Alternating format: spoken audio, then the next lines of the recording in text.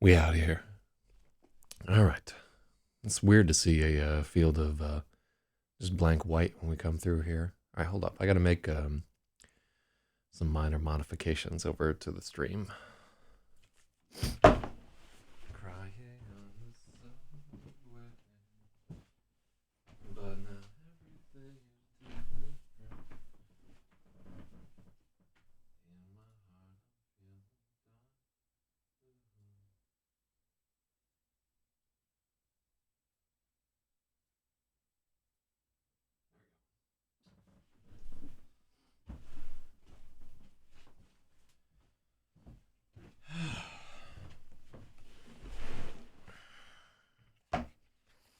Yeah, I noticed we were getting some frame drops on the stream for a couple of days. So I've just gone through and made like a few changes. I'm going to hide that cursor behind me.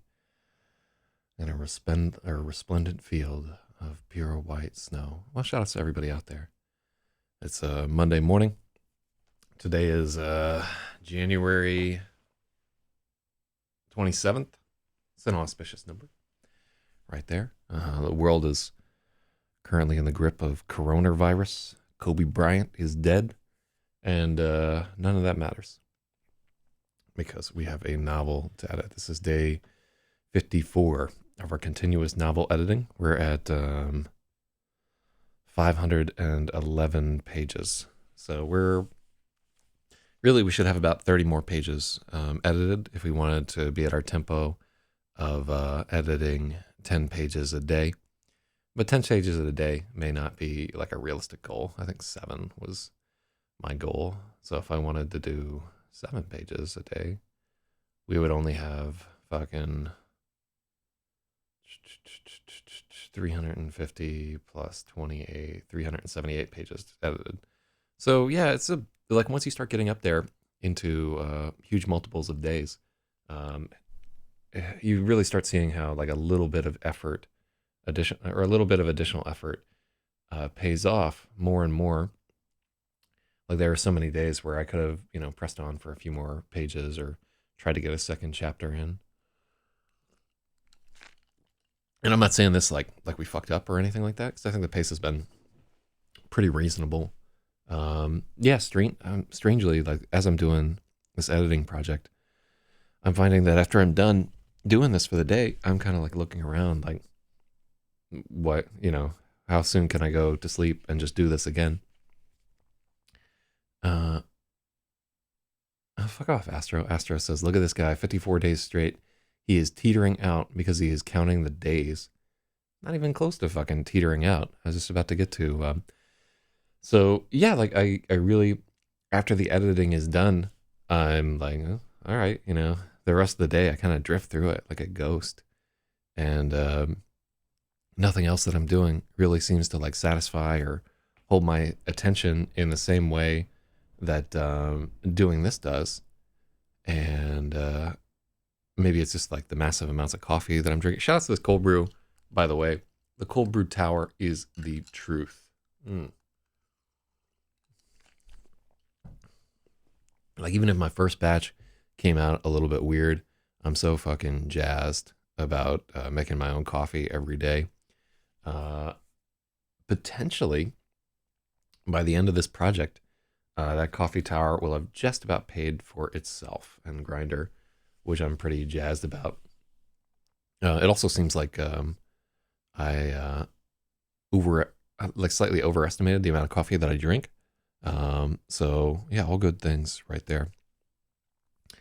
But yeah, man, like I don't know. Yeah, when I'm not doing this, I don't feel fully alive. And I've definitely, I used to feel that way about being on the radio. Like that was the only time where I really felt like I was there, and the rest of the week was just so thin in comparison, right? And I wonder how much of that is just doing the work that you really want to do in this life, because whether or not what's coming out is any good, just doing this every morning is like the fucking highlight of my day. Outside of, I might pet a cute greyhound or get to see my girlfriend or something like that. But yeah, this is it right here And now, just this floating head over white text is fucking everything to me. All right, hold on. Our day count, that's got to move. There we go. You can be there. I don't have any special messages for y'all about day 54, except never get high on your own supply and keep the hood in your heart and all the other things that I try to tell people. But digress. All right, I wonder where you're at. Okay, cool. Just randomly. Uh-oh. I don't know what I've done. Well, I'm trying to see shit from across the room, so if everything breaks, it's my own goddamn fault. But I digress. I guess my only real regret is not eating better during the course of this whole thing, because I'd be in like fucking stellar shape. So if I could just get to where after we stream, I'm always like exercising and maybe like, I mean, today could be the day. I could try to eat better for the duration of this fucking thing and see how far I get. I'm drinking a lot less, which I'm finding like outside of the Corona Fest on Friday, which I'm finding is like a pretty good thing for me. Yeah, I just don't know, man. I'm glad that I have like other books lined up to work on after this.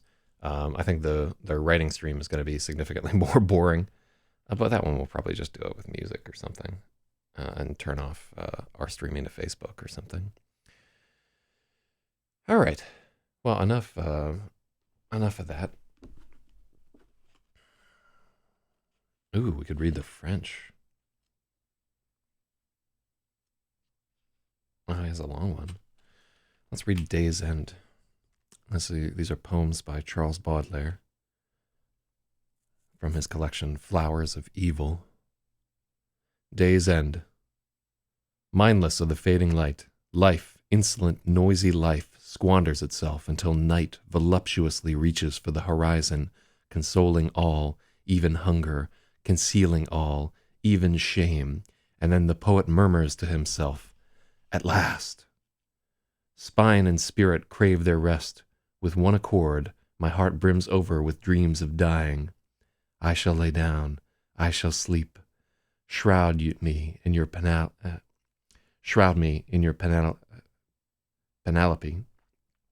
Oh God. I shall lie down, I shall sleep. Shroud me in your Penelope. O replenishing darkness. I think we've done that before, and I always stumble on Penelope. Panoply. It's panoply, 100%. I think there should be another consonant or another syllable in there. Like Penelope. Panoply is the correct word right there. All right. The nice thing about Monday morning, one thing I've noticed after doing this for like several weeks, Monday mornings are always pretty quiet. Spathy and Stratum and most of the crew are usually asleep. Hey, dude, what book are you reading? Well, we're actually in the progress of editing a book. You can see the title of the book up here. GRAVID is the name of this book. This is my 8th novel, and we've been working on it for 54 days straight, just doing the editing. This book took 3 years to write, from November of 2016 to November 1st of 2019, and now here it is, 2020. We took a month off so that I could forget all the stuff that was in the book, and now here we are, editing again. And it'll pop up on the stream in a second, but I'm Zach ZYZ. In a hot minute, there will be a link to my website, which is zachzyz.com. You can see that up there. And yeah, check it out if you feel like it. All my books are available for free there if you like science fiction or fantasy, or every third link in the site, there's a 1 in 100 chance that it will root your computer and delete your hard drive. So yeah, check it out.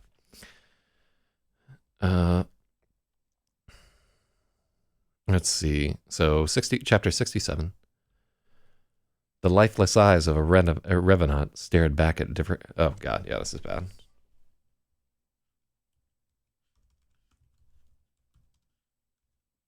The lifeless eyes of a revenant stared at Freya.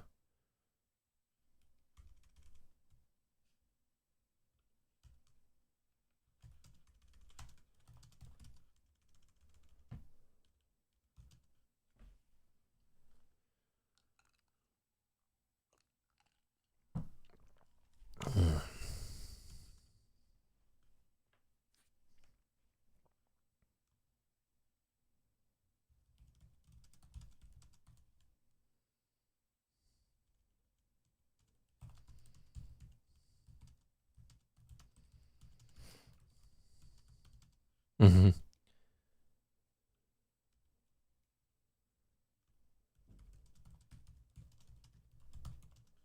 Like the dream of death, the lifeless eyes of a revenant stared at Freya.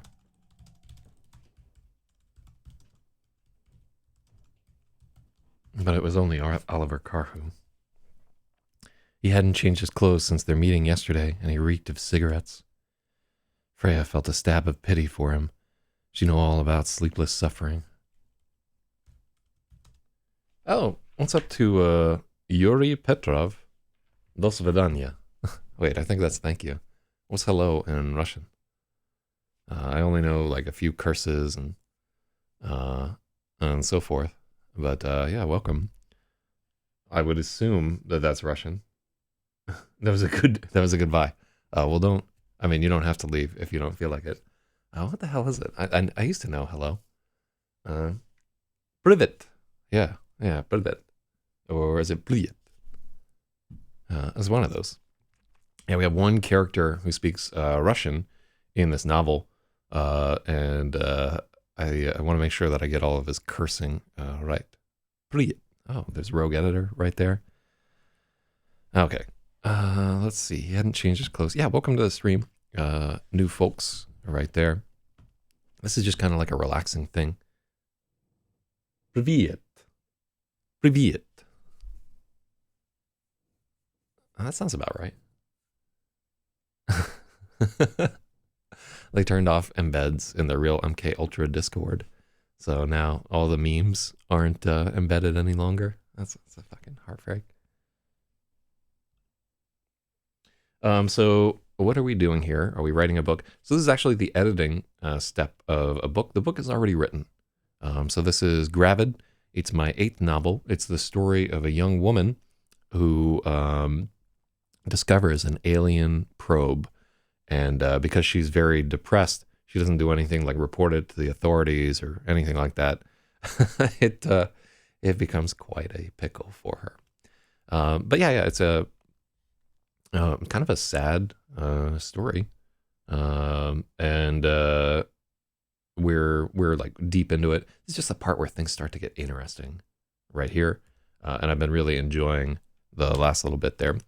So yeah, in this story, this young woman's father was killed, and she's very depressed and attempts to kill herself by drowning in a river. But as she's leaping in, she sees a meteorite crashing into a sandbank near her, and after she manages to swim her way out, she goes to investigate. And in the story, she's like Jodie Foster in Contact, where she's very interested in astronomy because her late father was as well.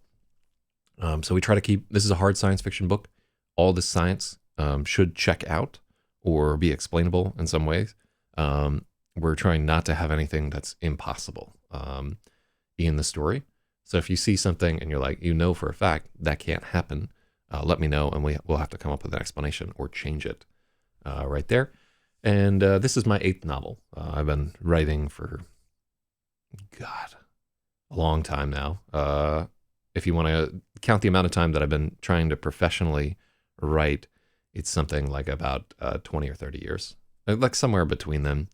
If you want to say that like I wasn't really trying hard until I was 18, then we got about 20 years right there. But yeah, I'm not going anywhere. I'll be doing this until I'm dead and in hell. At this point in my career, I have written more books than Kurt Vonnegut had at this time in his year, and many less books than Isaac Asimov had, and far less than Robert Silverberg. So yeah, I've got a ways to go, and I have none of the recognition that those people did because I'm not as good as they are yet. But I'm a believer that we can make it there. And yeah. I can't write anything, only code. I'm a software developer. Well, we're all like, if you ever see me try to write any kind of code, because all my friends are nerds, right? So it should be a simple one. But man, that my mind just does not work that way at all. Like all the rigid lines and syntax and everything, and things only working if you say them a certain way. Man, I do not like that. I'm so much happier when things are like open to interpretation. Um, and you can see like the personality differences in the way that I approach things, where when I write a story, I'm happy if the ending isn't concrete. Um, when we write language, I like if there are like multiple ways that a line could be interpreted. I like things that are ambiguous and a little bit muddy. And part of this editing process is me really moving more into like a kind of exact way of thinking, because editing is more about thinking exactly in specific terms, like what work is each word doing in a sentence? Does this concept work, and so forth? Um, and it's something that I didn't do and edit on stream. This is the first book that I'm ever editing on stream this way. And I'm finding that one, the readers are very, very helpful with suggestions there. Two, I hadn't previously read through every single line, and that's helping me find like many errors, many things that just don't sound right. And when you're doing something for an audience, you're reminded that a book a book that you write is not for you. It's for everybody who's going to read that book. And when you're writing just for yourself, you have like a little in jokes to yourself, things that don't necessarily make sense, because it's like a conversation with yourself, right? But a successful book is a conversation with everybody. And the more people who can understand your conversation, the better your book will do, or so my theory goes. So I really am kind of a believer in this. And one of the things that I've been thinking about as I'm going through this is new kinds of editing that draw hugely from some of the very successful things that people are doing in programming. Even stupid things like scrums, like sprints and all that. I don't know if your team does any of that bullshit, or if in communist Russia they don't have any time for that horseshit. Or maybe you might be from Ukraine. I'm just assuming based on your name. I have a friend who's in Ukraine right now, managing like a team of software people. He says guys over there are super smart and very motivated, because it's a great way to make a bunch of money in Ukraine, and there are not many of them. But anyhow, like one of the things that I want to try on a book is essentially pair programming as editing, where I find somebody who is a stronger editor than I am, who their head would be over there on like that side of this, and the story would be between the two of us, and we go line by line through this and work through it. Oh yeah, in Arusha, 200 kilometers from Ukraine. Yeah, there's one of the characters in the story is a young man who his family is Polish. He grows up in the Czech Republic, and when he's maybe 8 or 9 years old, he goes to Moscow and becomes very interested in ballet and studies for most of his life. And then how many characters in this? Well, it's not a Russian novel. So we could do a quick count of the meaningful characters in this story. There's the protagonist. Her name is Freya Jokla. Her family's from Finland. Her mother, Lassa, her father, who's dead in the story, but his name is Randall. So those are our three. There's her love interest, Dan Gregulus, who you met at this point in the story. There is a guy who is stalking her named Malcolm Lewis. There's her jujitsu instructor, whose name is Vitko, who is an Israeli Jew. What do we have there? Are those the important characters? There's her psychiatrist, Dr. Garboglio. There is her friend Jane Yang, who I guess has a kind of ancillary thing there. And then later on, one character who I won't really say who they are until we get into it. And then Oliver Carhu here isn't really a character. So about 9 characters that have meaningful impact on the story. And it all takes place in a fictional town called Silas. Silas River in Maine. Whew, that's a lot of that's a lot to remember. I think I'm forgetting. Oh yeah, I'm forgetting about four characters who are our friends. So there's the Radomir character. So there are about 30 named characters in this book right here, but most of them have like tiny little bit parts. And really, like there are probably about seven meaningful characters where they have character arcs within this. It's a pretty long book, but it has a very intense focus on the protagonist. Mhm. Okay, so I already don't like this first line right here. Hmm.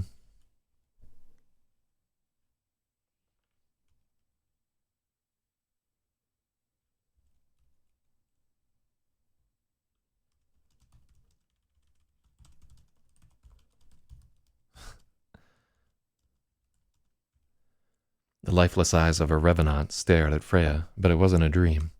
It was only Oliver Carhu. He was a mess.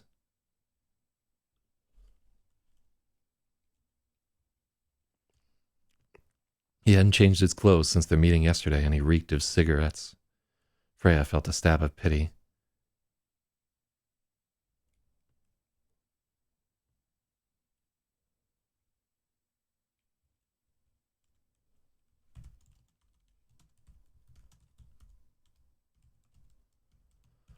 She knew all about sleep deprivation.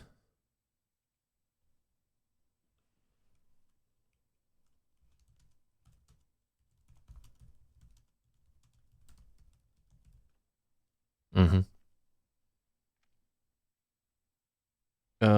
So that's a lot of characters. You have a nice fantasy to imagine all those characters.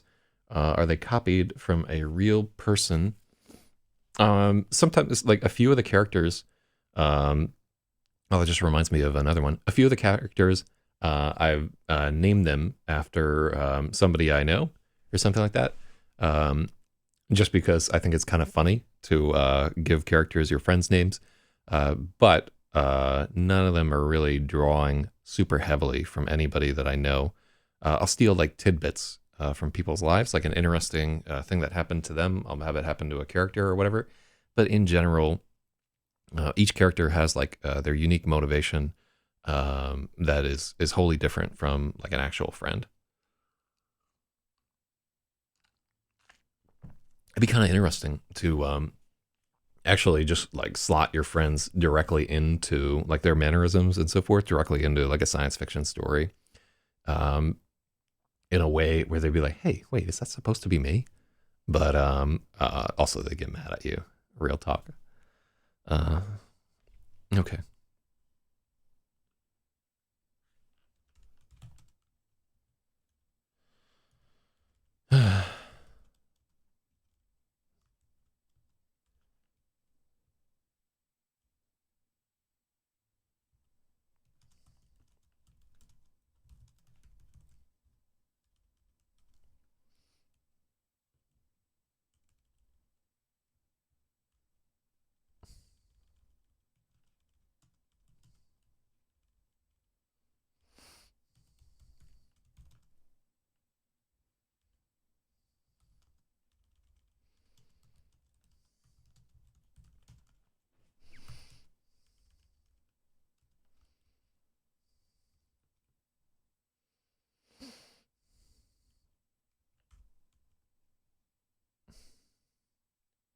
do, do, do, do, do.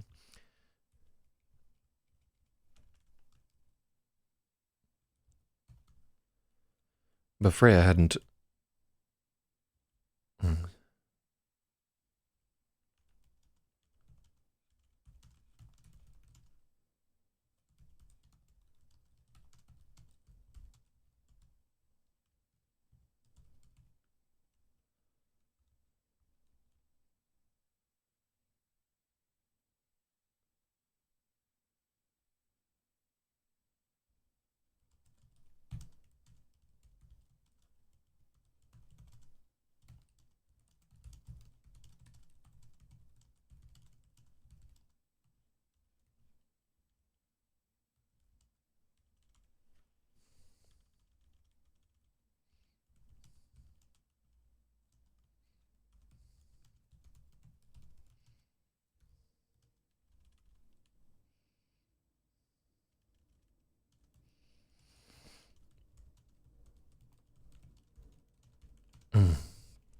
Freya still felt a stab of guilty sympathy.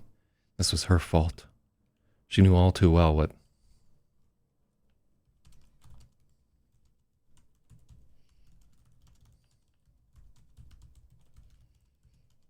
She knew exactly what that sleep deprivation felt like. But Freya hadn't told Karhu to stay up all night chasing his tail. There was some piece of him that couldn't let it go.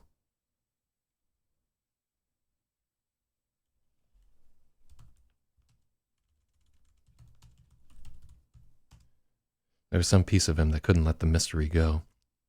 She suspected if he knew the truth, it would be even worse.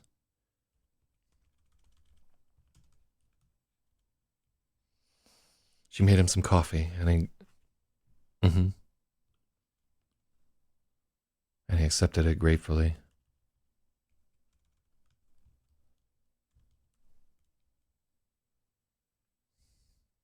Okay, so here we're actually going to make a change to this. That's part of the rewrite. We had initially written her as being technically stupid, but I thought that was like a, like one, like a little bit stereotypical, and two, like wasn't a strong character choice here. So, wait, so Kobe Bryant died, nobody cares? Yeah, I was in the hip-hop Discord yesterday, and people were actually crying, like physical tears, over the death of a basketball player. And, you know, if that guy means that much to you, you know, I'm not going to, you know, I didn't have a strong emotional response to the guy's death. I mean, yeah, the shit sucks, man. You know, whatever other dirt the guy did in his life, it's a hard go to drop a chopper with your daughter in it. And it did look, to my eye, like he fucked something up, pilot error, but it could have been equipment failure. Initially, people were saying that it was foggy out or something like that, but if you watch the chopper go down, probably not the case. Probably either pilot error or equipment failure. So George Washington. Oh, what do we got there? Hello to Sarah Grimm right there. Yeah, welcome to the editing stream. We're just taking a break to talk about old Kobe right there. Yeah, I'm not really strongly affected by his death, other than people were going crazy about it in the hip hop Discord. And then Ari Shafir had a mean tweet about it. And you could tell that he was like mad that Kobe had like left the Hornets or some stupid shit like that. I don't know. You know, a lot of people are dying every single day. And the best lesson that we can take away from some dude perishing in a helicopter is, if you have a project that you're working on, get it out there. I've told people this before, but I used to be very afraid of flying myself.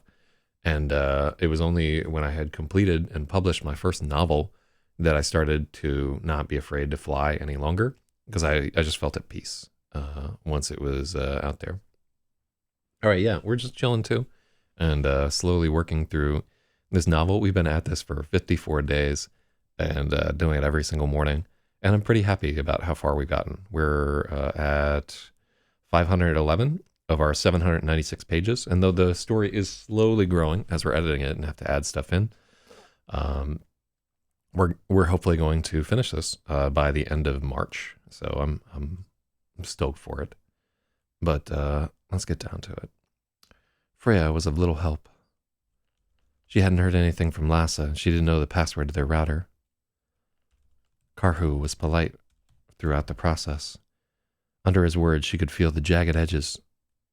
Though under his words, the best lesson to remember from Kobe Bryant is to spend on important helicopter maintenance.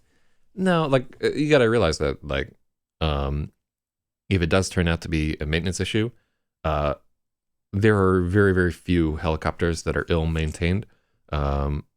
Generally, the maintenance is done, like, I mean, you know, there's a checklist that has to be gone through, and before the thing is certified to fly and everything.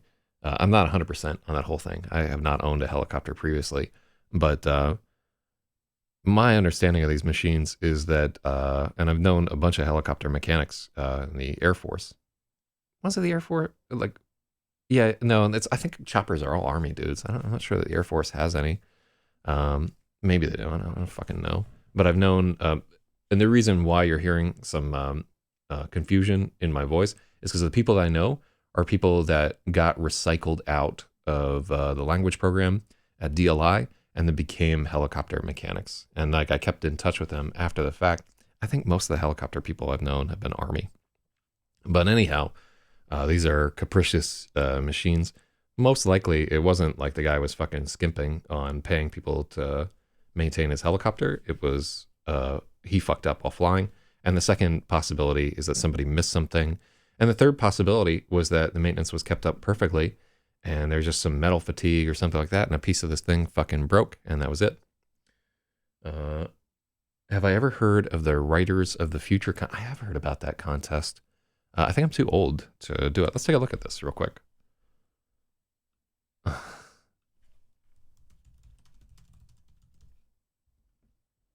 By L. Ron Hubbard. Oh, old LRH right there. Illustrators of the Future. Who's won this? Stephen Baxter. Nobody whose books I like. Writers of the Future. It's connection with the Writers of the Future. Open to writers who have no few professional publications. Cannot have published a novel, more than one novelette, or more than 3 short stories in any medium.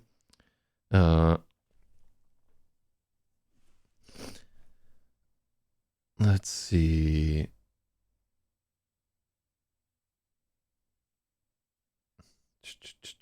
I could potentially get away with this. Huh. Yeah, maybe I'll submit to that at some point there. Yes, good morning there. Yeah, I'd love to have more ties with the Church of Scientology. That'd be amazing. Good God. All right, so Freya was of little help. She hadn't heard anything from Lassa, and she didn't know the password to their router. Karhu was polite throughout the process, though under his words she could feel the jagged edges poking through. He asked if he could take their router.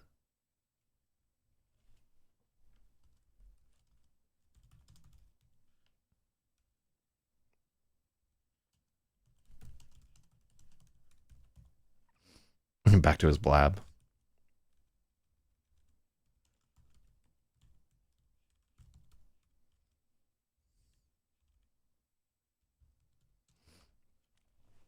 He asked if they could take their router back to Heidenkernur. I can't remember what we decided the pronunciation for this. So the deadline for the second quarter is March 31st. Writers of the Future. All right, well, hold on. Let's find their website.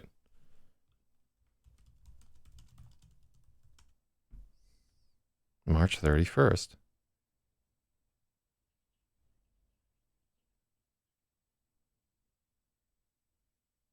Here's... Okay, so it's just writersofthefuture.com. Let's find out what this... man, I could potentially submit this novel to their thing. Oh, look at this. It's barely loading. I wonder if they're getting DDoSed or if...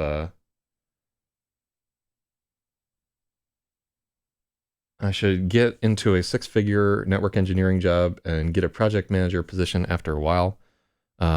Everybody I know that's in product management is Writers of the Future 36. God, look at Elron right there. This is a guy who created a fake religion and was creepy as fuck on a boat for his entire life. Yeah, Writers of the Future. We might have to go to the cache or whatever. Let's see if we can get the rules.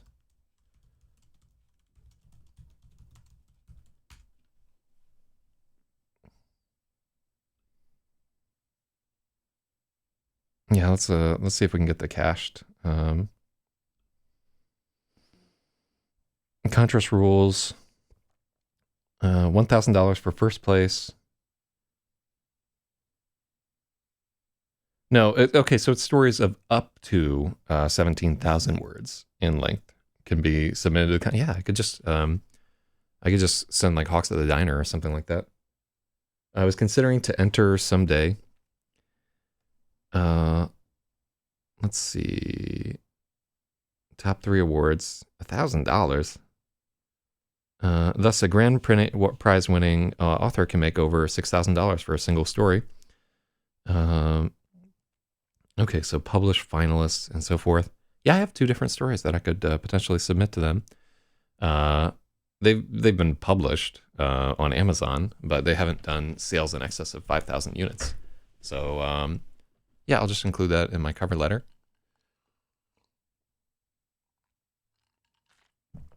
Uh, um, yeah, like that's not a bad idea. I have potentially 3 short stories. I wonder how long Space Tards. So I was writing this story called Space Tards about space marines that were augmented with tardigrade DNA, and it's very tongue in cheek and not politically correct. Yeah, I'll fucking submit to that. Let's see if Scientology will take a bite on my stuff. That's ridiculous. All right, so I'm going to focus us for a little bit on editing here. Let's get into the swing of things. Freya was of little help. She hadn't heard anything from Lassa, and she didn't know the password to their router. Karhu was polite throughout the process, though under his words she could feel the jagged edges poking through. He asked if he could take their router back to Heidenkernu. From his tone, he wasn't really asking. Freya didn't want to summon the effort to refuse him. Yeah, Space Tards is... so that's the story that we'll probably work on after we complete Gravid. I'm not writing any new fiction while we're working on the edit. All my energy is going into this. But for the month between completing this book and the month between completing this book and where we started editing it, I was just like, I can write something really stupid for 30 days. And so I was working on this story called Space Tards. That's about a bunch of lovable space marines, and everything that they do is super low tech because the premise is that they're exploring a class of derelict space hulks where a peculiar radiation disables like any kind of advanced circuitry. So everything that they do is just purely, almost purely mechanical systems as they're exploring like these weird alien hulks and coming in contact with strange and inexplicable technology and weird life forms and everything. So yeah, it's a fun story. I really like that premise, like the limitation that they can't do certain things. And the idea of it is that their bodies are augmented with tardigrade DNA, which makes them super resistant to radiation, but also makes them stupid as fuck. Like they're all kind of like on a borderline retarded level, and you'll have like one or two of them that can kind of think straight, and they're like the leaders. But they're kind of like, I don't know if y'all read the Dragonlance books, but I always love the sections with the gully dwarves, and they remind me a little bit of those guys, a little bit of the Paisanos from Tortilla Flat, which is, by the way, my favorite book of all time. Yeah, there's something about sort of a lovable cast of Untermenschen that I find really compelling, especially when they're like just happy to break the law. Where they try to like explain away the stupid shit that they do. I love their justifications for their actions. Amazing. Okay.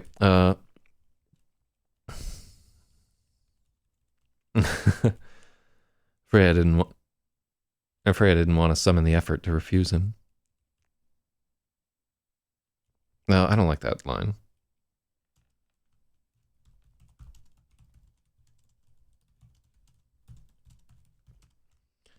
Finally, Karhu wanted to know if there were any other computers in the house, and she brought him her old laptop. When he booted up and tried to look through it, he had the exact same frown Lassa had had. This is so slow. Looking at Karhu's face, Freya was suddenly certain that Lassa had slept with him. It clicked together. When he'd entered their home, he hadn't looked around the way someone did when they were entering a new place. There was a bit of additional weight to his voice when he spoke about Lassa. It could be that he was only tired or worried about his colleague, but Freya was certain. There was something alike in them, a brittle and indigestible quality. Freya couldn't help but picture the awkward aftermath of their liaison. Lassa drunk, Karhu filled with regret, each of them rocketing into a deeper loneliness than they could have ever reached on their own. Now she felt truly sorry for him.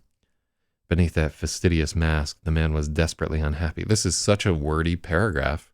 So do I like any of Julian Assange's books? I haven't really read. He called into my other show a couple of times when he was on the run or whatever there.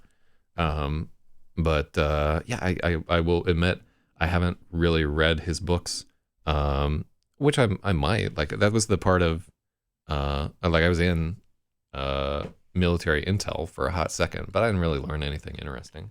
I learned enough to know that I didn't want to be in military intel ever again, and that I would never be happy as long as I was part of the military industrial complex. So to the extent that you can be an American and not be part of that, like I've tried to cheat on my taxes as much as I possibly can. Sup IRS, if you're listening to this, it didn't work out well for me. Now I have to pay them an ungodly amount of money. Um, I don't vote for war machine candidates for the most part, and I deeply want us to fold down the empire and get out of the position of policemen in the world. And I would love to see us just drastically reduce our military. Um, so Sarah Grimm says, I have 36 plus ideas for writing, and they seem to be not well thought out as originally intended. Um, yeah, I'd have to get a new security clearance, but I think I could probably do it. Although proximity to cyber criminals might be might go against me right there. Um, so I'll tell you a little something about ideas, and that is kind of a hard pill for some people to swallow. And it's ideas are 100% worthless. And I'm sure you've heard this before. Ideas really do not matter. Any idea that you have, someone else has had, right? And no matter how brilliant it is, and there are somebody has to like originate an idea. Someone else has had it. Someone else will have it, right? An idea in itself, they're cool, but they have no value. The only value is the work that you put into those ideas. Like this book was once an idea, right? Just like a single kernel of an idea. And I think originally it was an idea about a sex scene. It's really the only thing that made this anything was just the years and years of like the work that I'm doing every day, even though we're fucking around right now and just talking. It's the work that makes something useful. So younger writers are sometimes worried that like other people will steal their ideas. Older writers who have been at it for a while do not give a shit really, because honestly, like it's all in the execution. Execution is everything. So like if you have your ideas, if you have like a book of like 36 of them, you one, like sit down and actually like complete a work of the length that you want to, like writing a short. So here are some steps. Oh, what's up to Axel Boost right there? So if you have ideas, if you want to get involved, and I can only really speak about science fiction writing, if you have ideas, shoot for a length of about 6,000 words, right? 6,000 words is pretty easy. It's about 25 to 30 pages, depending on how much dialogue you have in it. And 6,000 words can be your goal. Anybody can write a story that is like 20 pages long, right? Apparently I have that contest in my history, but I forgot. Yeah, like everybody, let's all fucking get on this. And we got till March 31st. I have like a little bit of a head start, but I'm going to do, just type the URL into the bar and it was there already. Yeah, Scientology. I couldn't fucking load it. Here, I wonder if it's still loading in the background. Oh, there, it finally loaded right here. Prizes each quarter are $1,000, $5,000 initial, open to all new and amateur science fiction. All judging is done by professional writers. No entry fee.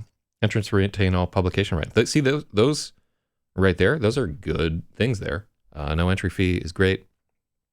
And yeah, I'm gonna enter this fucking contest right there. Payment of at least $0.10 for word, or at least 5,000 copies or 5,000 hits. All right, I don't have any of that. Cool. I can fucking do this. I'm super excited by this and send it to my friend. Yeah, I'll just add like a little bit of pro Scientology bullshit into the books, and then we'll fucking have it right there. I'm actually gonna have to screen through and make sure that I don't have any direct disses on Scientology in Hawks at the Diner and so forth. Okay. Let's see. Well, anyhow, getting back to the short story idea. what will really be helpful is like one, keeping in mind that like um generally I'll try and write like 5 or 6 different books for each one that I actually get through. And I'll take a stab at a book of up to like I've got some aborted books that are like 20,000 words long, right?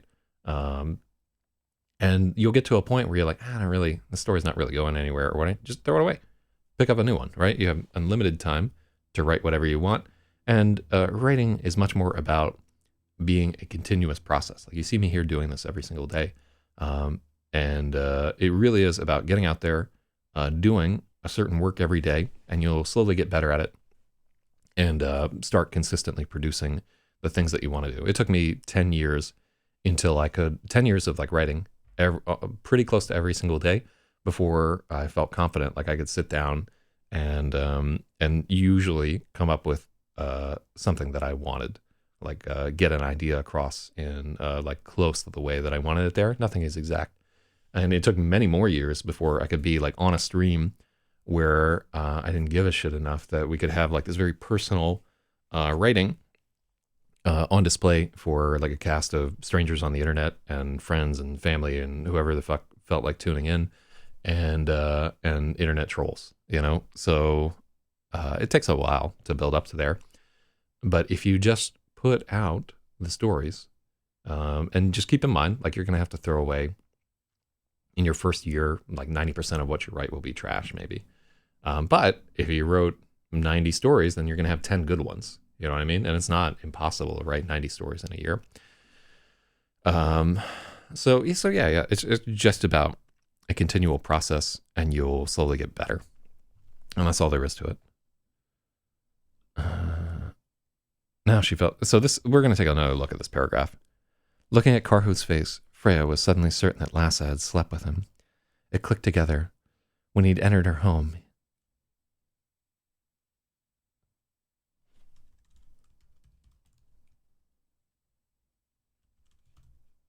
when Oliver entered their home, he hadn't looked around the way someone did when they were entering a new place. Oh.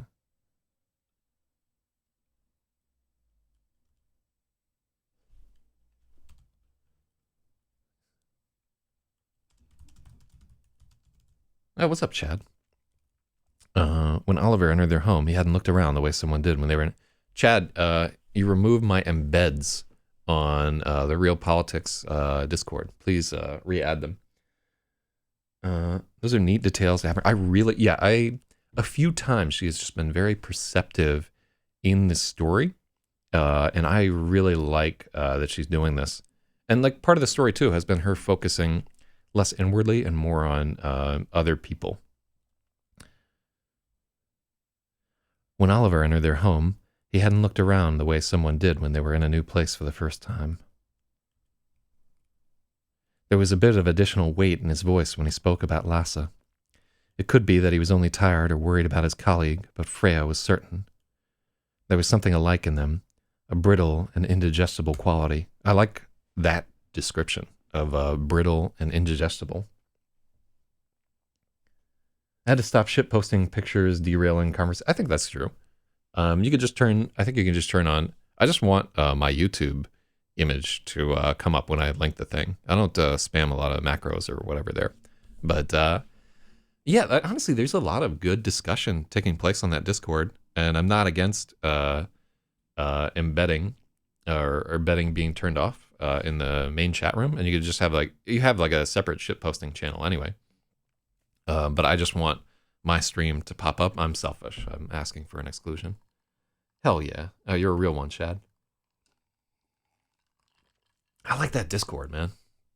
I'm like a little sad that we had to change it to Red Politics, but I think the general marquee of Discord politics, starting with that baseline of being an MK Ultra thing, is going to open up some interesting like kind of trolling possibilities for you there. Like if it grows into a real thing, but your baseline is all these conspiracy theorist type people. Oh, that's fucking fantastic. There's a lot of potential for that to be really funny. I like it. Okay, so this is the paragraph where we're really dropping some off. Like we're really taxing our vocabulary budget here. So Freya couldn't help but picture the awkward aftermath of that liaison. Lassa drunk, Karhu filled with regret, each of them rocketing into a deeper loneliness. uh,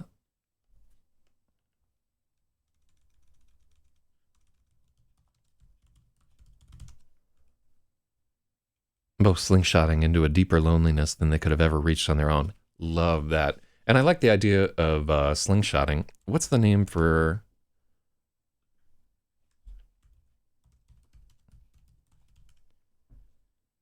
gravity assist.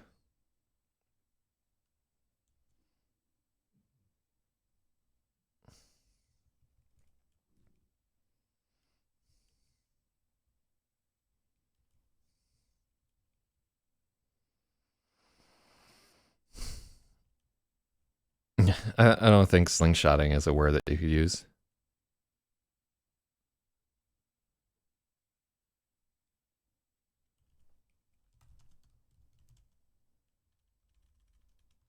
Let's take a look at this. Gravity assist. Gravitational slingshot.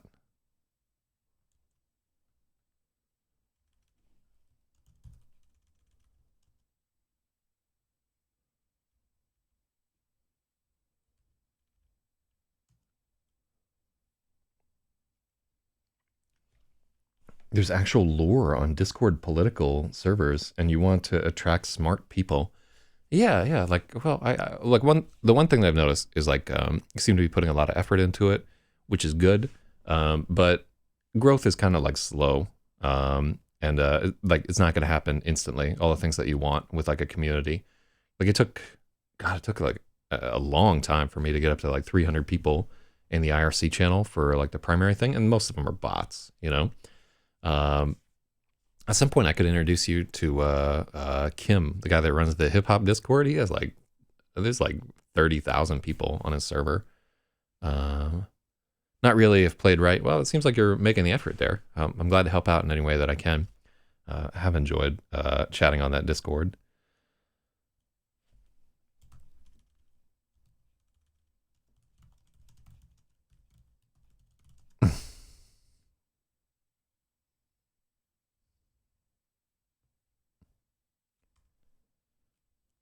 I think we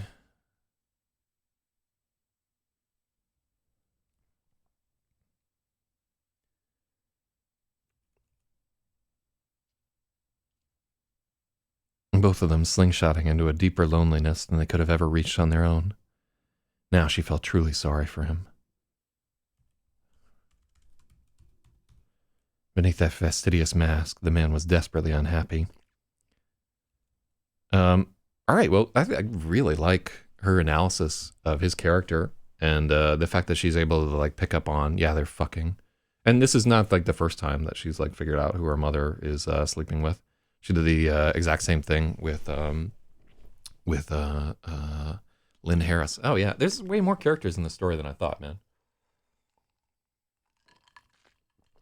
Ugh. We should. I mean, part of my character map that should just be like examining each character and having like a few words about them and so forth. But as his dull eyes scanned the screen, Freya felt pet pressure building. She wanted to say something.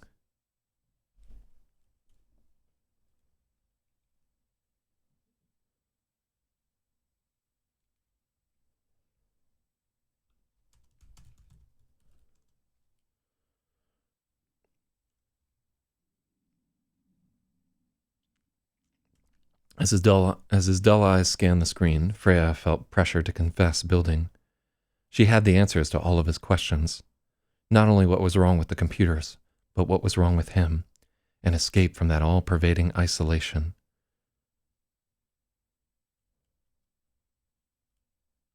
This is too much.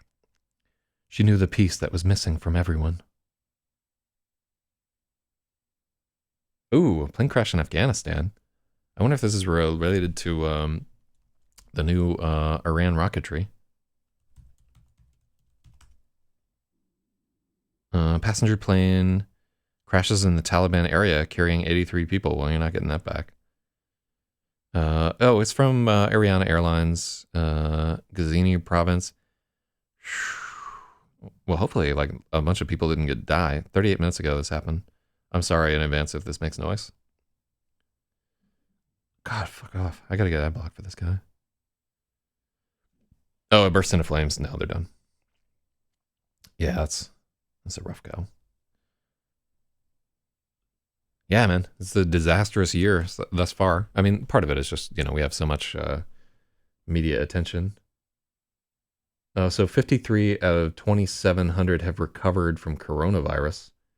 Uh, yeah, like it's going to be a tough one. I'm not looking forward to that hitting New York, and it'll happen. We'll see our first case in New York before the week is out. Absolutely.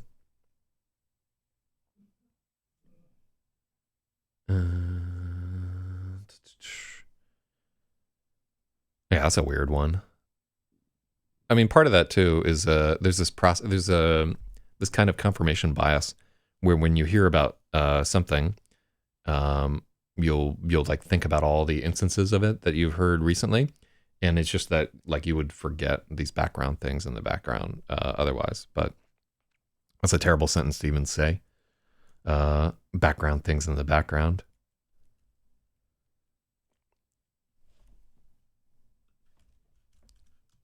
Oh, this is a good chapter. Suddenly it felt like a great selfish crime.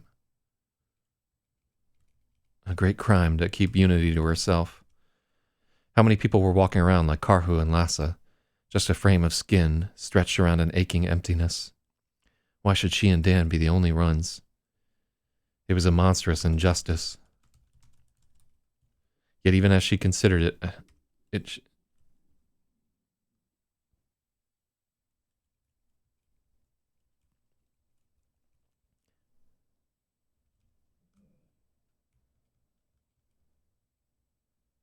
Yet as she considered it, Freya grew afraid. What if they stole it from her, took the star ball, and she never got to...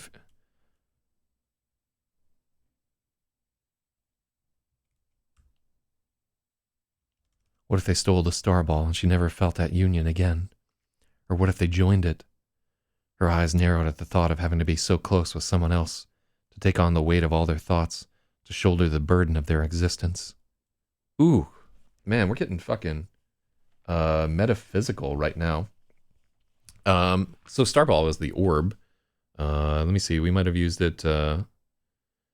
How he used it a lot. I think it had lots of miles. People picked up on it. We're pretty good at this. I pitch you things to look at. Oh yeah. So Freya is 16 years old. She is relatively underweight. Right there. Kind of. I don't think she would be described as pretty. Right? I think like plain would be maybe the way that somebody described her. She, I think probably has blue eyes, I would think. I'm not sure that it really goes into the story. Yeah, she definitely has blue eyes. And Dan has, you can tell who the romantic people are in a story because their eye color will come out. And her mother is like much darker. She has like black hair, dark eyes, and so forth. Like Greta, maybe like a little bit cuter than Greta. Just putting it out there. Yeah,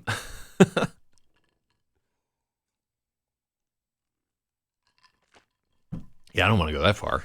Like your protagonist is always at least a 6. Let's just put it that way. Although I'm not a huge fan of rating women by numbers like that, but I think most men do it.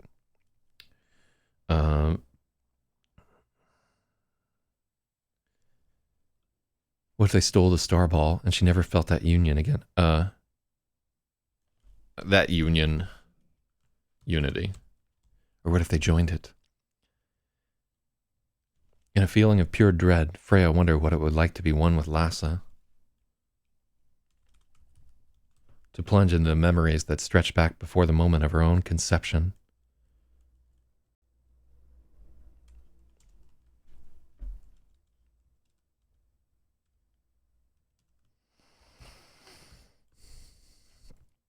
That is a semicolon spot right there. To plunge into memories that stretch back before the moment of her own conception.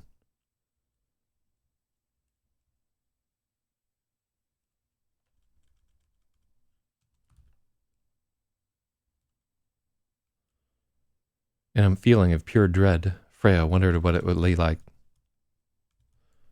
to be one with Lassa, to plunge into memories that stretch back before the moment of her own conception. Yeah, that has to be her.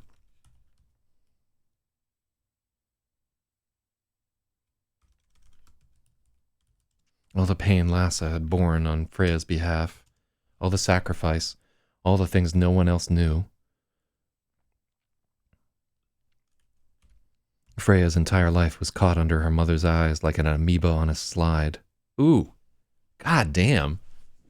This shit is burning off the page. This is the chapter right here.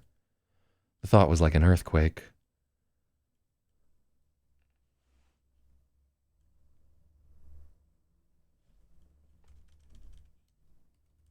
The idea was like an earthquake.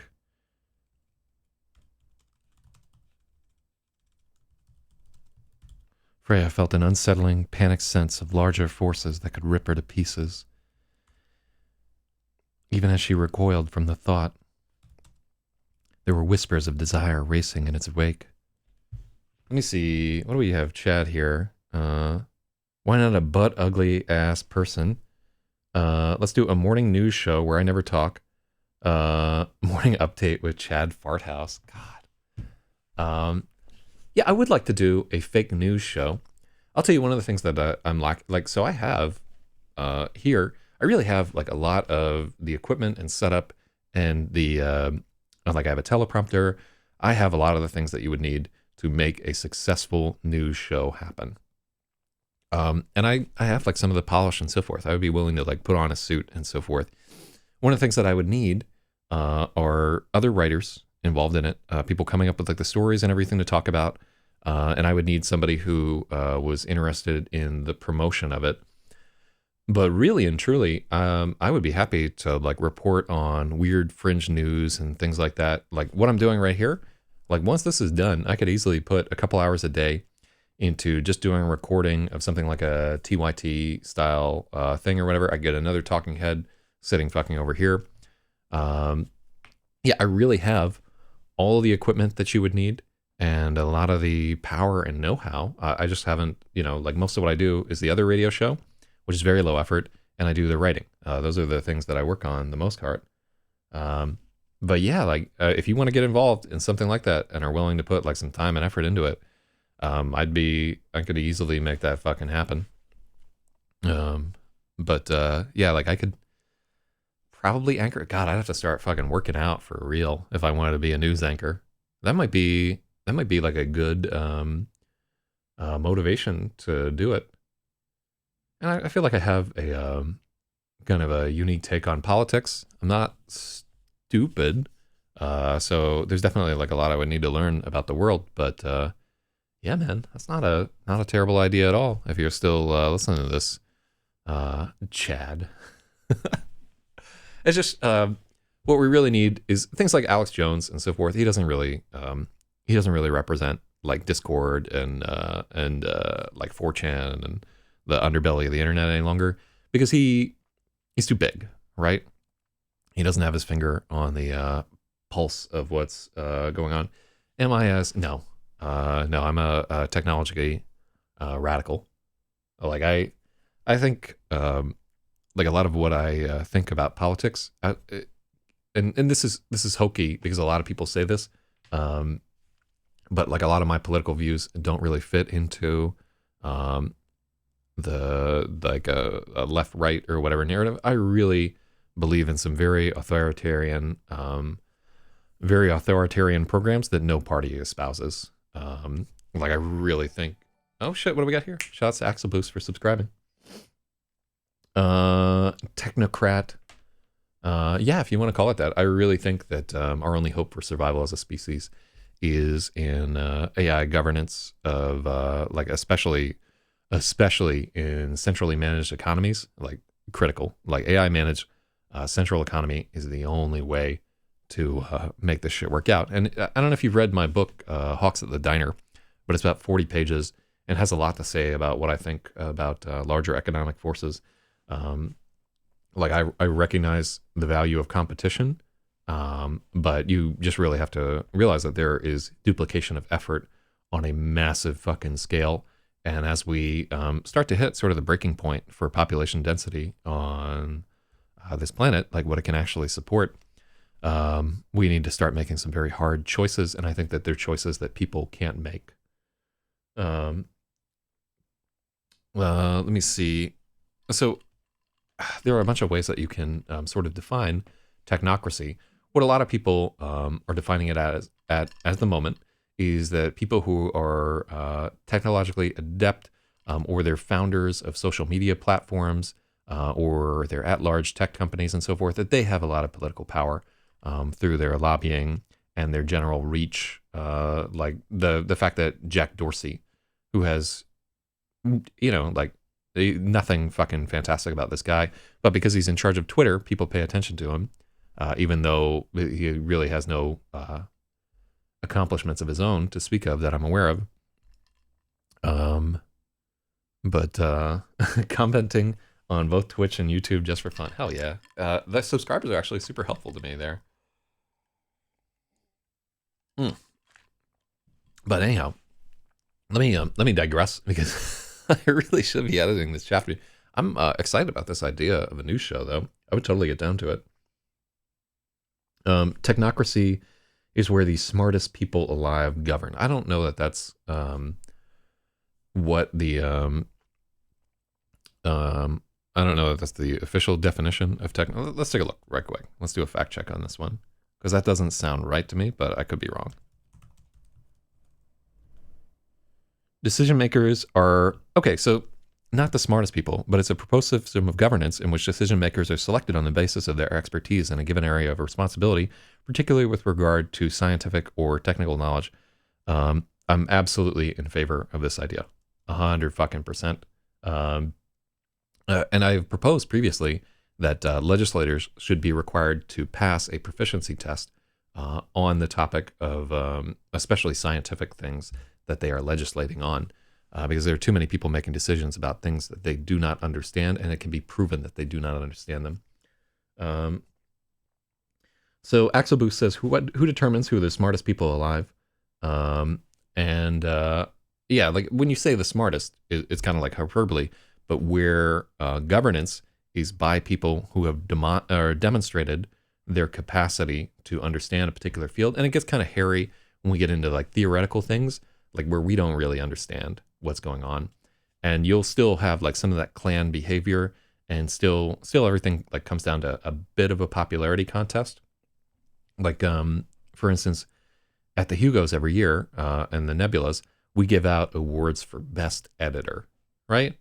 Now, how the fuck do you give out an award for best editor when the role of an editor is that their work is invisible, right? That they try to enhance the voice. It's a popularity contest for the most part. Now, that's not to say that editors aren't doing amazing fucking work, and that there aren't editors who are much, much better than other editors.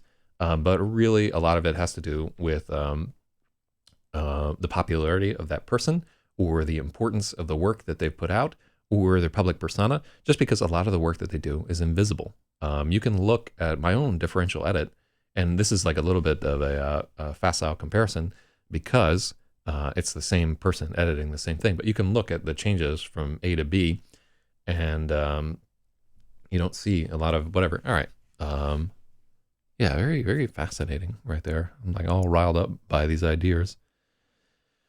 This is also like this chapter that we're on right here. I think, what is it, 66? 67. 67 is such an important chapter. This is where we really start getting in the meat of what I think is interesting here in this book. So, in a feeling of pure dread, I think we use dread too much.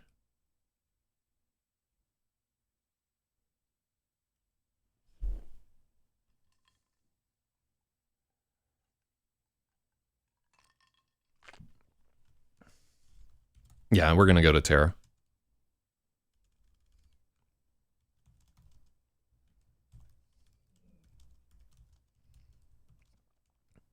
On the edge of pure terror.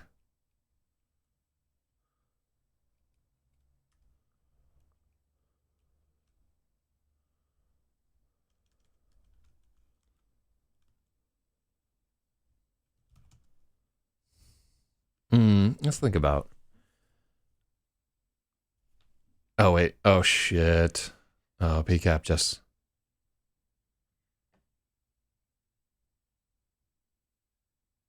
No, it's a picture of one of the coronavirus people fucking having seizures. Yeah, they're stroking out. I've been there.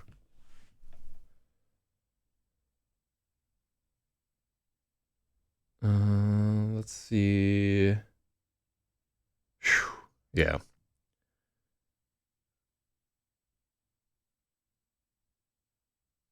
Mm-hmm.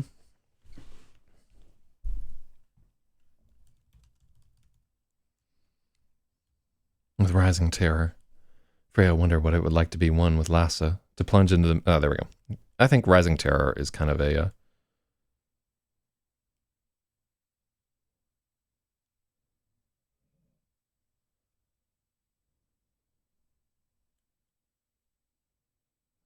what's. I have a friend there. This shit hits Africa. It's lights out. Yeah. Yeah, like. Well, the nice thing is that a lot of Africa, there are like some huge dense population centers, but there are a lot of parts of Africa where they're relatively isolated, where it'll be harder to spread. Because, but yeah, it'll definitely spread like a little slower in Africa than it would in like China. But yeah, it's on like the Quran, boys.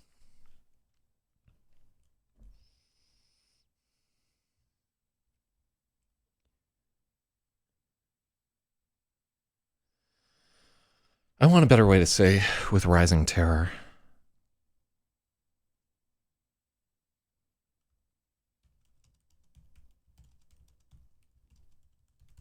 In a moment of naked terror.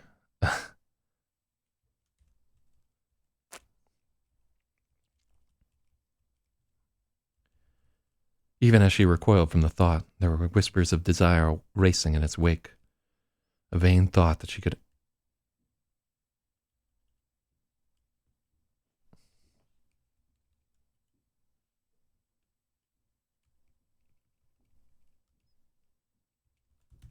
A vain sense that she could have it all, could know herself in a way no one had ever known themselves.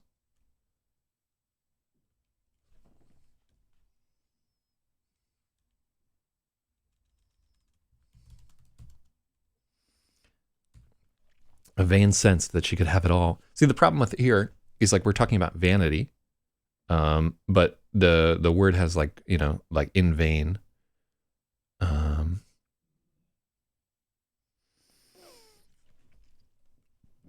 Even as she recoiled from the thought, there were whispers of desiring racing in its wake. A vain sense that she could have it all, could know herself in a way no one ever had, see every instant of her life from birth in Lassa's memories. Then she realized it wasn't only her. Inside of Lassa was the largest part of Randall that still existed on the earth. From the instant they met until the day he died, Lassa had it all, an incredible wealth of memories. His greatest joys, his deepest despairs. She knew what it felt like to love him, to hate him, to make love with him and bear his child. She knew what it felt like to lose him. Freya had to sit down. She was trembling. It was so wrong. These were things no one should know. Even considering unity with Lassa felt perverse. There was a vertiginous sense she was brushing up against something that could destroy her completely. It had a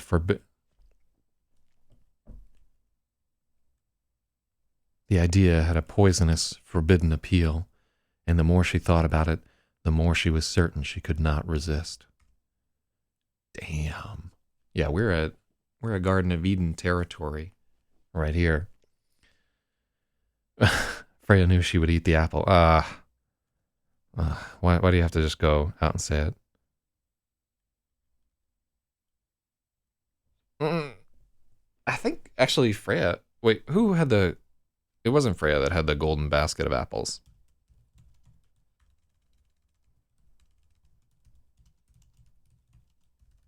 Who carried that in Norse mythology?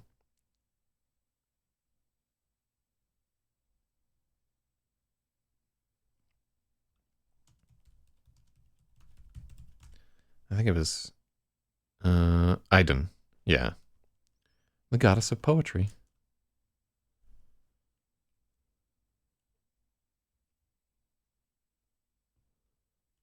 I don't think, yeah, I don't think we can say the, mind meld. The shit reminds me so much of Sensei. Well, I mean, anything we write, somebody else is going to have gotten to it first. Like, it's just like our own.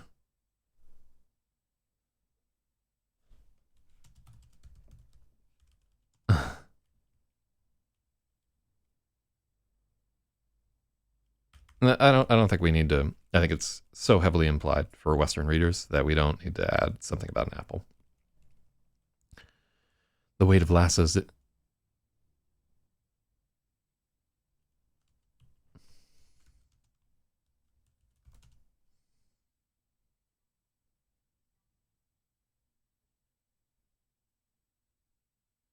Well, Ariana Airlines acting director tells the AP that none of its planes have crashed in Afghanistan.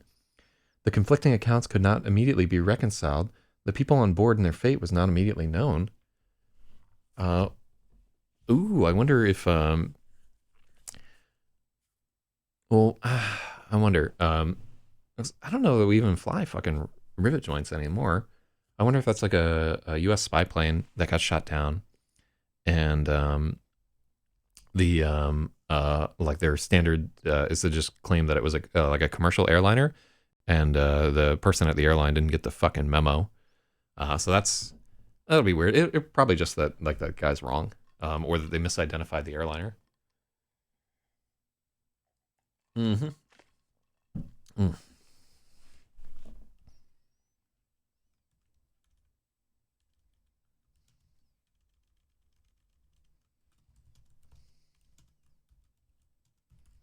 Where was Lassa now? What if she was gone forever? What if she died? Through all of her mother's antics, there had been a definite undercover. Through all of her mother's antics, there had been a definite undercurrent of I hope she never comes back. Freya resented Lassa, hated her. Freya had resented Lassa, hated her, hadn't even been sad when she was gone. Even now, she was only thinking about what she could get from her, like a bank vault full of memories she hoped to plunder. Karhu had turned to find her sobbing on the couch, and his fingers were plucking nervously at his tie. His lip trembled with uncertainty.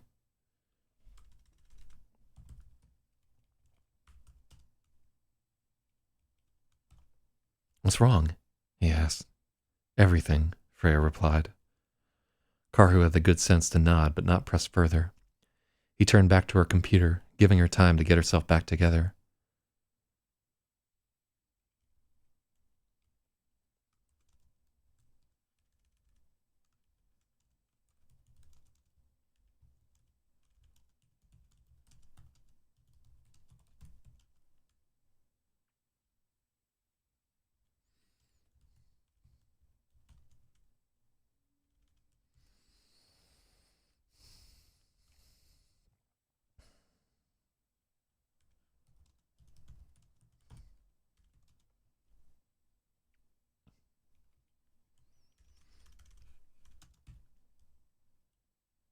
He went back to her computer, giving her time to get herself. Uh,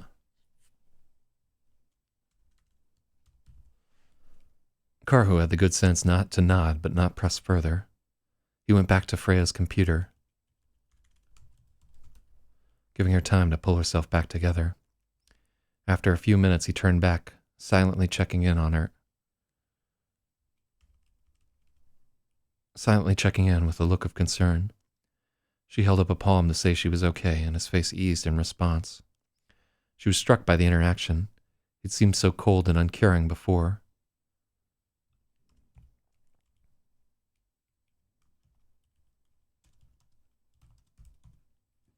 Before at the lab.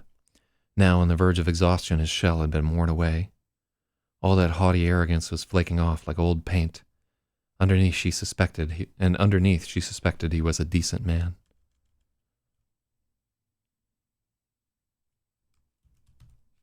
Underneath, she suspected Karhu was a decent man. Was everyone like that? She felt illuminated by the thought. Unity had touched something fundamental in the way she thought about people. Before she was Dan, she had empathized with the feelings of other people. She'd identified with them with their struggles. She'd liked them and wanted them to be happy. But buried in her was a thread of selfish suspicion that it was really all about her. Other people had seemed slightly unreal, like they were just projections orbiting the true center of everything in some Freya-centric universe. Yeah, we need another word for center. Like nexus, node. So the story of, if you're into Norse mythology, the story of Idun is actually a great one. One of the really cool things about the Norse gods is how vulnerable they are. They fuck up so many times. They're like achingly human in more so than many pantheons. They just make mistakes, and their immortality is contingent on them eating these golden apples that come from Idun's basket. They're so much closer. Like really, what I want to say is that the Norse did a great job of managing the power level of their deities, and it just comes across really well. Okay, let's go here to a good word for center.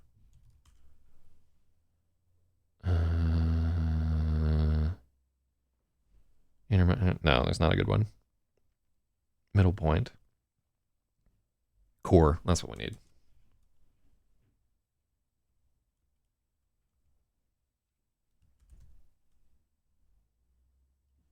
So Rogue Editor says that all Norse myths were written by a few Catholic monks. There's been some revision over the years, but it's similar. Like initially, all of our like Navajo myths and so forth were written by like some Catholic priests who went through and talked with the Navajo and got their stories. And over time, there's been like a lot of research finding like more definitive versions of the myths. And it's especially difficult in like a situation where so many people, let's see, there are so many different versions of each story that finding like the canon one is kind of difficult. Ghazi said it's Ariana Airlines plane and killed 83 passengers, but the airlines denied and said it doesn't belong to them. Yeah, there's a really good, here, hold on, let's go to Amazon.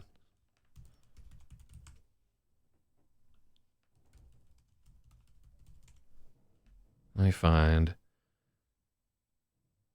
me see if I can find the book that I have that's really good. Oh, I'm not seeing it. I'll have to find.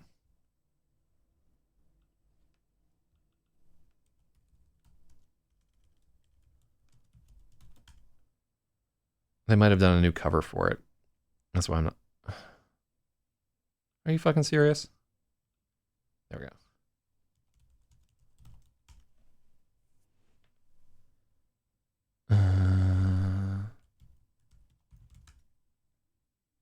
Look in Discord. I posted Flight 24 radar. I can't see the Discord screen from here. It's too distant from me. So it's not this book of Norse myths. I'll have to fucking find. I'll go upstairs, but there's a really good book of Norse mythology that I highly recommend. It's just written in like an amazing style. So the plane went down. So are the airline people lying? Does the guy just have bad info? Like who's lying here?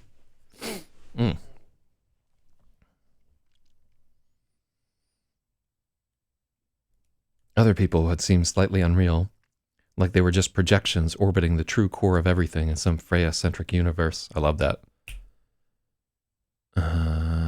Let's see. Nah, like we're gonna get through this chapter in time, and yeah, I'm like slightly all over the place this morning.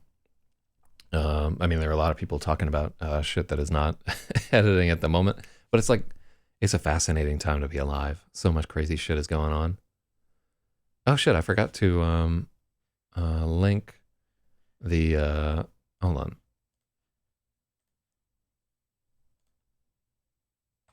There we go. Yeah, I forgot to link our live editing thing there. So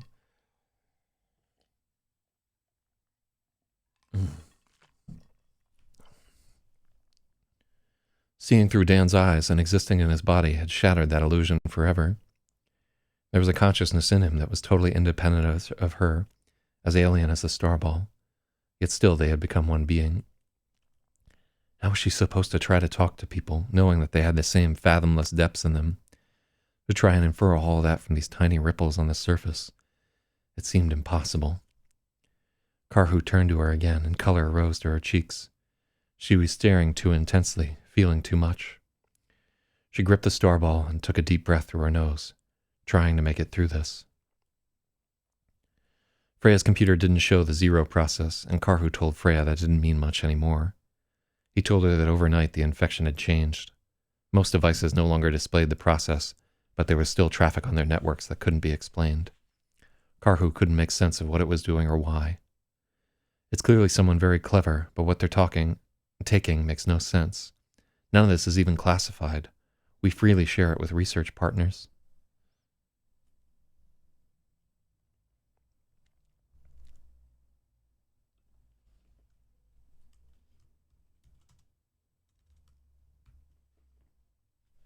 Did she ever comment on what it felt like being yet intensely?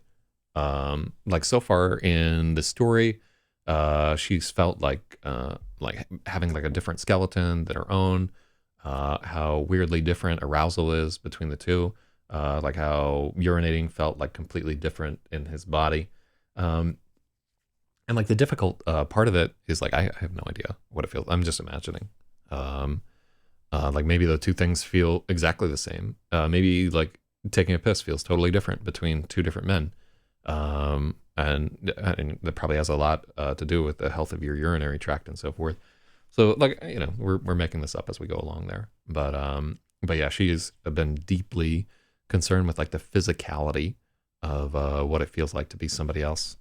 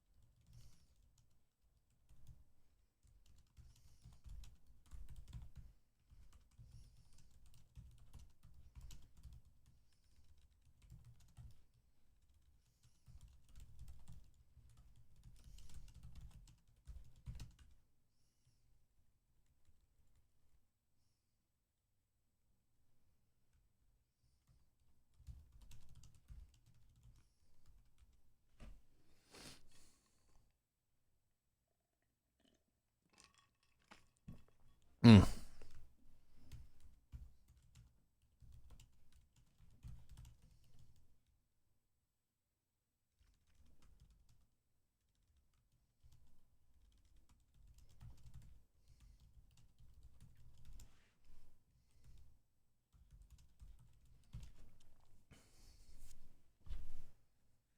Mm-hmm.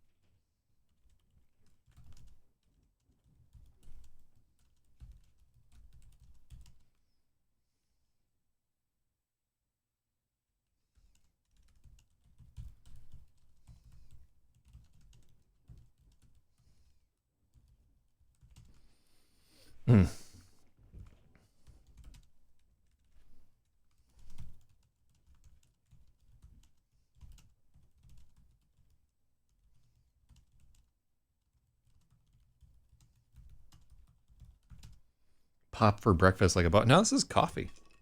Right, Chair? Yeah, I'm not drinking cola. This is my homemade cold brew. Pop for breakfast. Well, you really are Canadian. Now it's proved in my eyes. As nobody else would call soda pop. Or do they do that anywhere else? There's probably, you can probably look up like a map of where they would call soda. So they're close enough to the fucking Canadian border. Actually, I want to know this.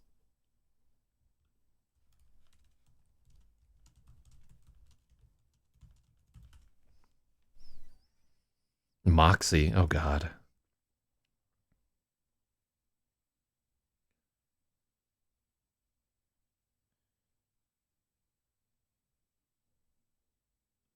Pop versus soda page. Okay, so okay, yeah, we call it soda up here. Pop is like more over here, and then Coke. This is a fucking useful ass map right there. Okay, so it would be soda up there. Oh wow, wow! You can see that most of the places that I've lived, it's been soda. What the fuck is going on in here in like Missouri, where it's all soda over here? That's wild. All right, and then Pop is just like literally north of the Mason-Dixon line. That's the only place where they do it. Yeah, look at that. That's amazing. You can help by filling out the survey. Oh, that's so gangsta. Wait, what's this whole like all this other over here? What are they doing in fucking Virginia? Oh, that's North Carolina. Maybe it's cola. Um, so down here in there should be a spot in New Orleans. They call them cold drinks, right? But it's very very much it's like exclusive to black people. Will say cold drink, and people who are closely like culturally associated with black people will call it a cold drink. Um, I bet there's some of that happen over here at these nodes in Texas, right here. Oh, they got no data in that counting right there. How much data are we talking about right here? Okay, yeah, this is a fascinating fucking project right there. I love that.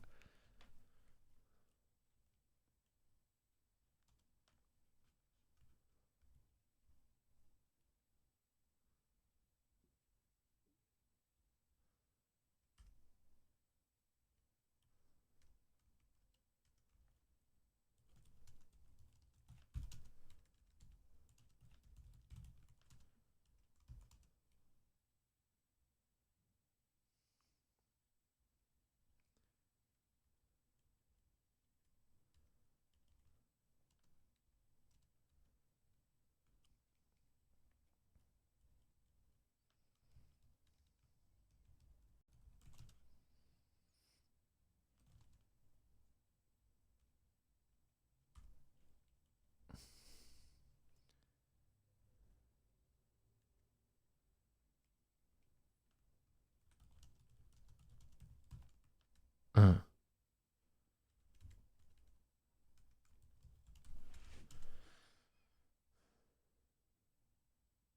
Ooh, yeah, yeah. Shout out to Spathywell. Oh my god, I love that fucking. And I'm glad that we didn't. Oh, I think we took out rocketing and replaced it with slingshotting. The deep space loneliness rocket plummeted to the depths of a black hole of loneliness. Sadly. Oh, we're the worst. Mm-mm-mm.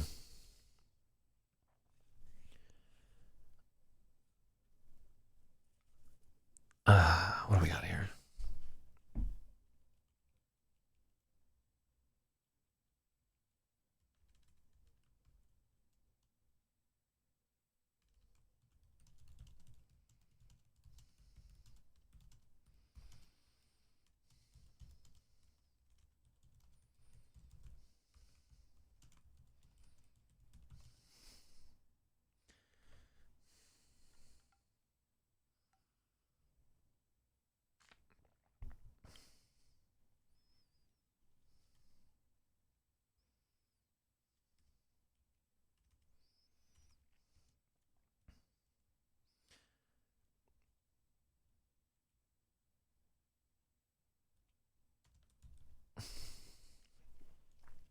proxies and addresses belonging to mobile characters.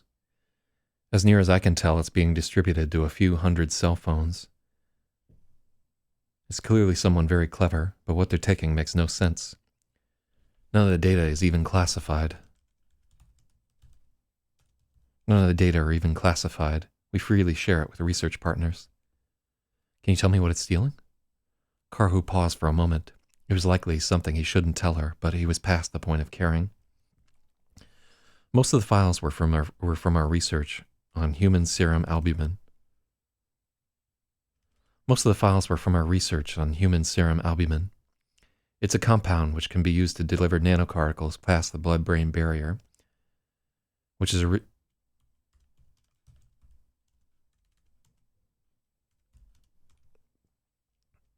it's a really big deal because it can eliminate a lot of the side effects you get with antidepressants and the like. There's a lot more to it, but I'm only the IT...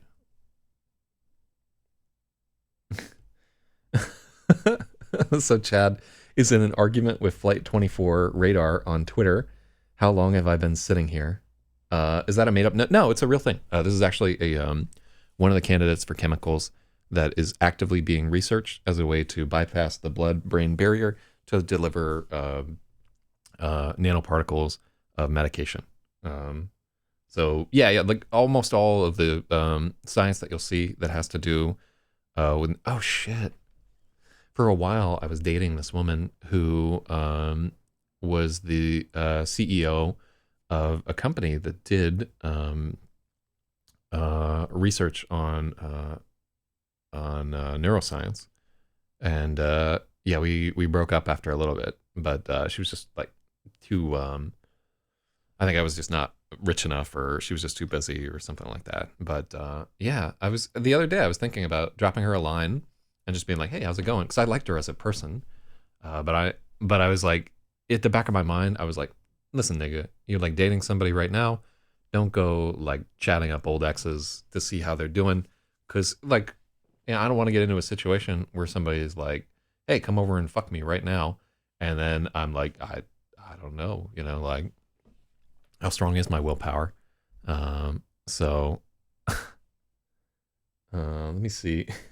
Guess what else works? THC and CBD. God.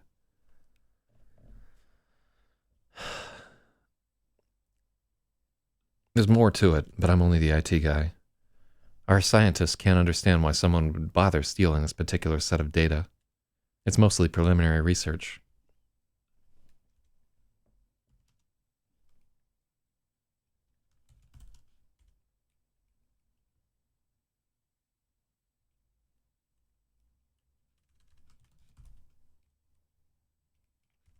That's a big deal because it can eliminate a lot of the side effects you get with antidepressants and the like. There's more to it, but I'm only the IT guy. Our scientists can't understand why someone would bother stealing this particular set of data. It's mostly preliminary research. There are other things which are much more commercially valuable, which were ignored.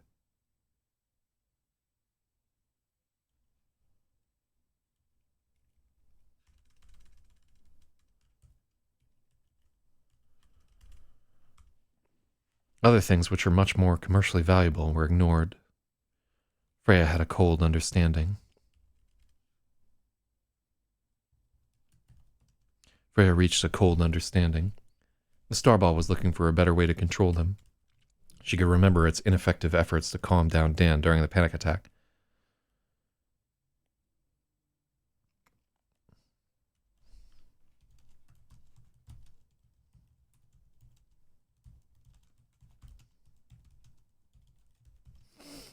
Mm.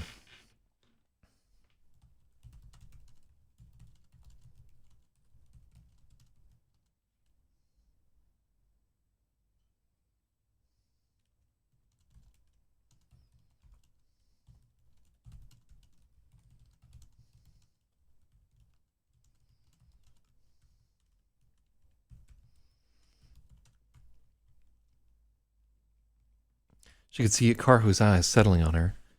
He'd seen something in her face.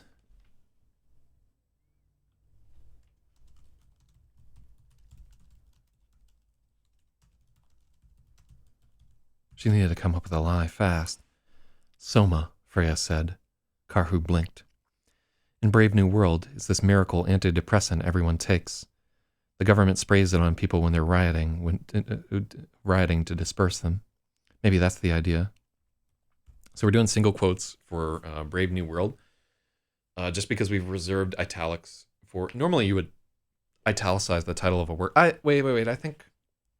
I think throughout the book, yeah, we have to italicize here rather than whatever.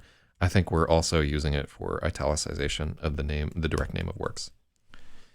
I will tell you right now, I already know that we have not been consistent with some of our italicizations, and I just need to, at the end of this writing process, we need to go through and just do a search for everything that's in italics, which we have to do anyway if I typeset this myself, because one of the wonderful things about importing shit into Adobe InDesign is that it just strips out all your italics.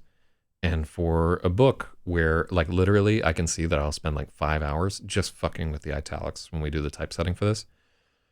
Oh my God, the process of typesetting this is probably about 80 hours. It would probably take me 80 hours of work to typeset this book. That may be like a very niggardly estimate. Why am I using that fucking word? It was the one that like popped to mind there, but I could get in trouble. Anyhow, it might be a very liberal estimate. I like that. Paltry, I don't know, stingy estimate. Ugh. You can tell I'm out of my goddamn mind at the moment. I'm literally like coming apart at the seams, working on this.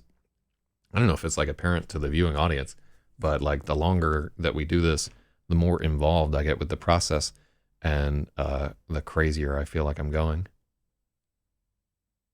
Oh well, a 13-year-old girl who wrote an essay on gun violence was killed by a stray bullet in Milwaukee. Fuck. They used to happen all the time in New Orleans because the houses are so fucking. There are all these like shotgun houses, and people are always firing shotguns at them.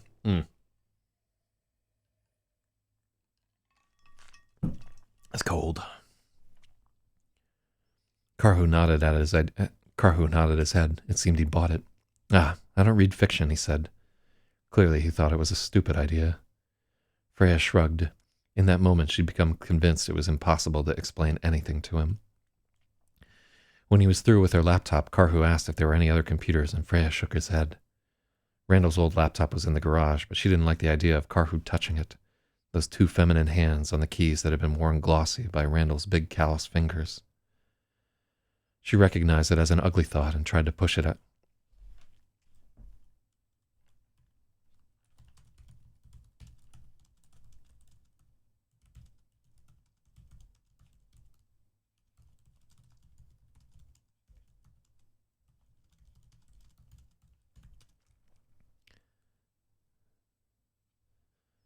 She wondered why she was having such ugly thoughts and tried to push them out of her head. That was the old way, the wrong way. Yet still the idea had a resilience to it. It refused to leave her. Will you be all right on your own? Karhu asked, unaware of her struggle. Freya nodded. I'm fine. Are you okay to drive? You look terrible, she asked in return. I hope so, he said, and he blinked. She'd caught him off guard. Really, I'll be fine, Karhu revised, his fingers plucking at his tie. I'm headed home after this to sleep. There was an awkward moment where she nearly asked him if he was sleeping with Lassa. But he was just too haggard. Instead, he made a sound of remembering and reached into his computer case and returned her phone to her. She noticed it wasn't in the signal blocking sleeve anymore. Whatever was on it doesn't seem to be active anymore. Maybe it's a self-destroying program. We really just don't know. I think it's okay to use this again. Will you tell me?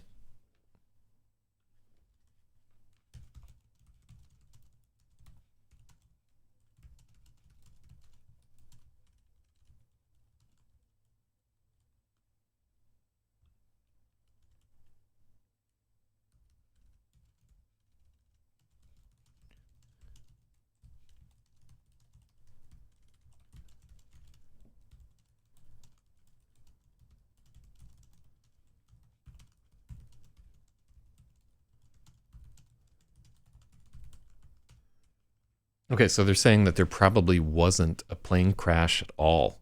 That's fucking weird. Why would they claim that there had been a plane crash? Did they like blow up a site or something like that? And that's like the kind, you can't fake a fucking plane crash. I wonder what the hell went down.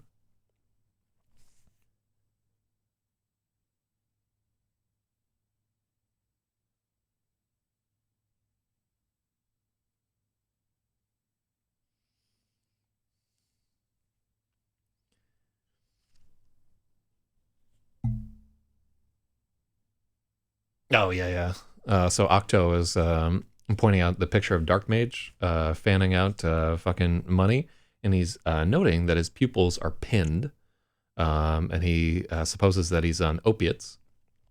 I think, just judging from his tweets recently, I think he's gotten involved in methamphetamine, honestly. But also, the picture is shot outside, so it might just be that the light is bright, and that's why no, oh no, he's in a fucking, yeah, he's in a car. Mm, yeah, he's high. Yeah, drugs, man. Drugs, yo. Airline company says that it's not crash. Uh, it dropped off radar, lost signal. The airline company said it's not. Well, I guess we'll just have to wait to find out what's going on there.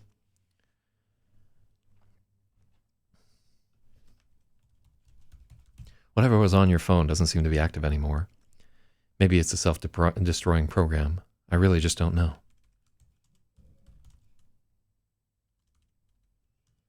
I'd like to give this back to you in case Lassa tries to get in touch. Will you promise to tell me if she calls?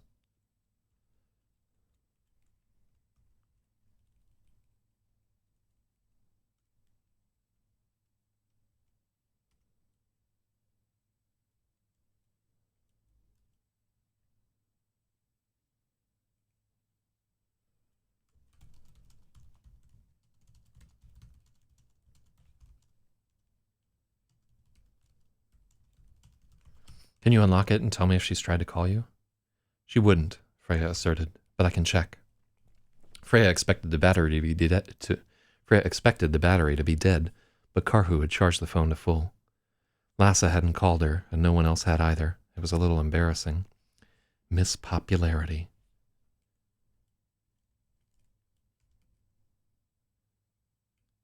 There were text notifications, and she thumbed to them, hoping they were from Dan, even though he knew her phone was gone. But she didn't recognize the number. The text had come at 3 a.m. this morning. Her eyes locked on the picture first, a hand gripping a pistol. Then they shot to the text above it. You ruined my life. Payback is coming. She stared at the picture in shock, thinking it couldn't possibly be serious. It had to be a stock picture, just Malcolm trying to scare her. But as she stared at it, it looked like it was real. Immediately, her empty stomach felt unsettled. She wanted to throw up.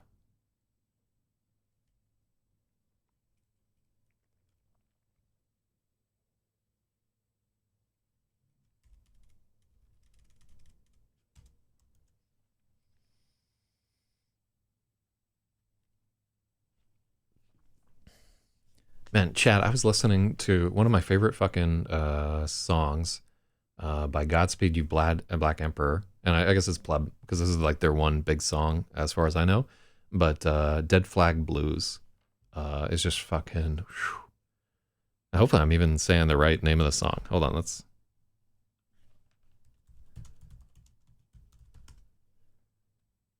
Godspeed You Black Emperor, the Dead Flag Blues. Yeah, just the... It's an amazing fucking tune. It's a monologue. Comes from an incomplete movie about jail. Huh. Oh, that was their debut album. I didn't realize that. But yeah, rock that in your hoopty. I think the common reader will need the concept of a stock photo explained to them. Are you? I don't think so at this point.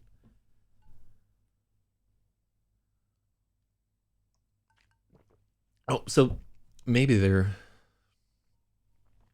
Mm,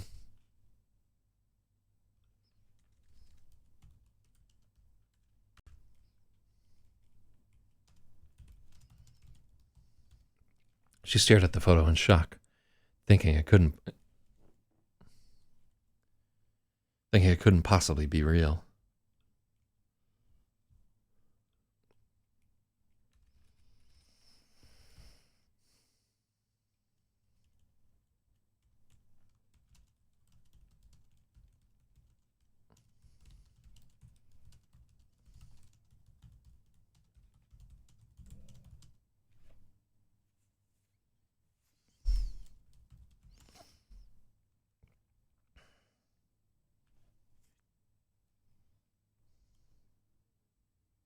It was just Malcolm trying to scare her with a genetic photo from the internet. But as she stared, it looked like it.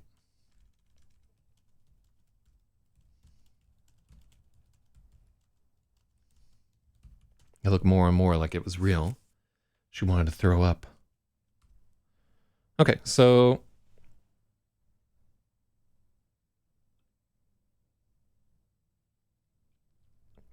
I wonder. So here's our problem here. Like I like this escalation, right? Where he's sending her. I think you ruined my life. Yeah.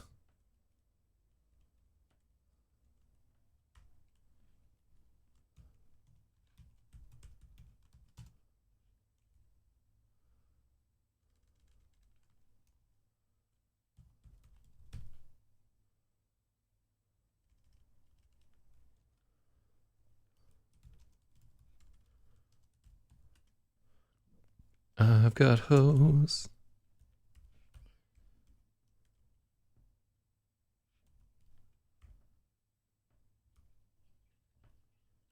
Mm.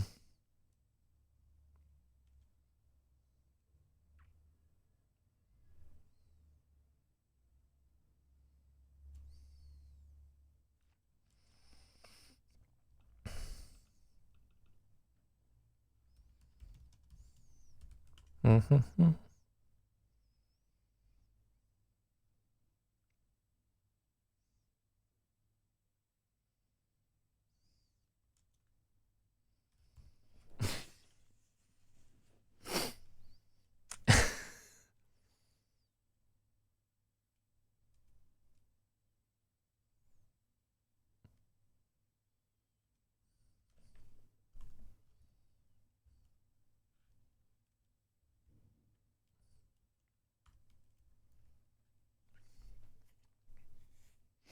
So recap. Oh yeah.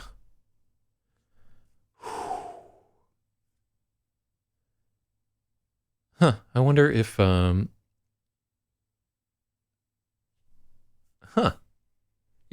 Honestly, I don't want to give it away, but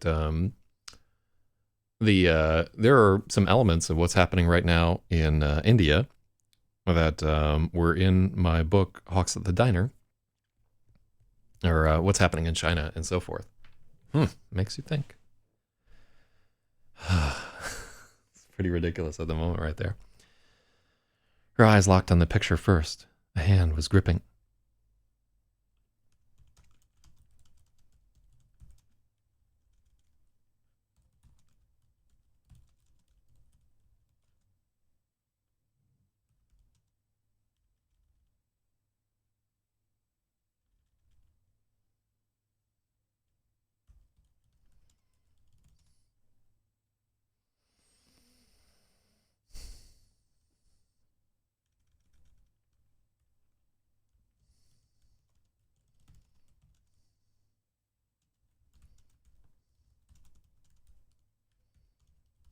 Mm-hmm.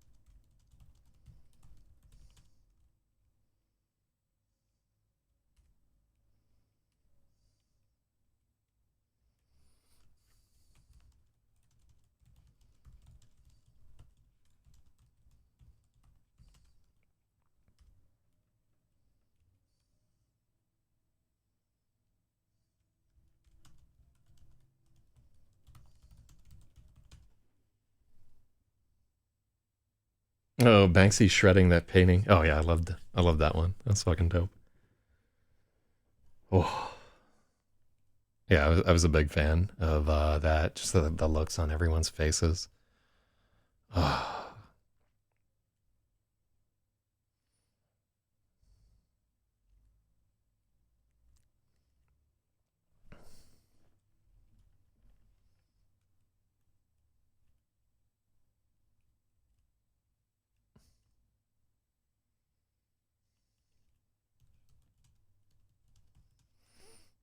it must just be Malcolm trying to scare her with a generic photo from the internet.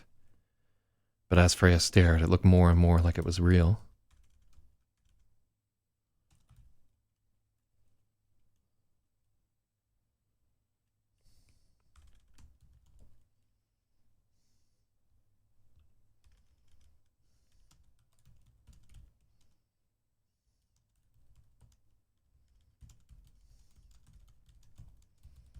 But as she examined it, it seemed like it could be real.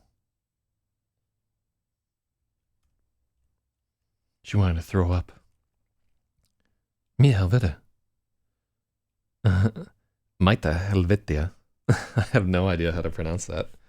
Karhu was glancing at her screen. Is that a joke? No. This guy's stalking me.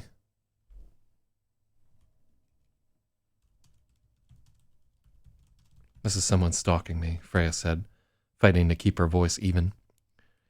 She took a screenshot of the text and sent it to Lynn Harris. She waited a few beats, hoping for an immediate response, but none came. The police already know. This is the first, death threat he's sent, I guess. He knows where I live. He's an idiot. They can get a warrant for the location data from that phone and find him very quickly. That'd be nice, Freya said, without any faith that would happen. All she could picture was Officer Martin's bad eyeliner. They're already looking for him. He put Radomir Stitch in the hospital. What? Karhu blurted. This is the same one? That was days ago. Mother of Christ, what's wrong with the police? Be very careful. What a terrible time for you to be on your own. I will be. Actually, are you going back through town? Could I ask you for a ride? Of course, Karhu replied. His face was drawn with concern.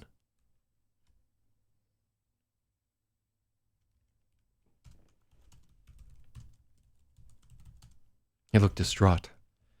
Thank you, Oliver, Freya said, and a flicker of surprise crossed his face at her sudden familiarity. For a moment, her eyes drifted to the ottoman, thinking about the hand gripping the gun. Freya thought about bringing Randall's gun with her, but the idea seemed insane. What was she going to do? Go to the buffet with a pistol in her coat pocket?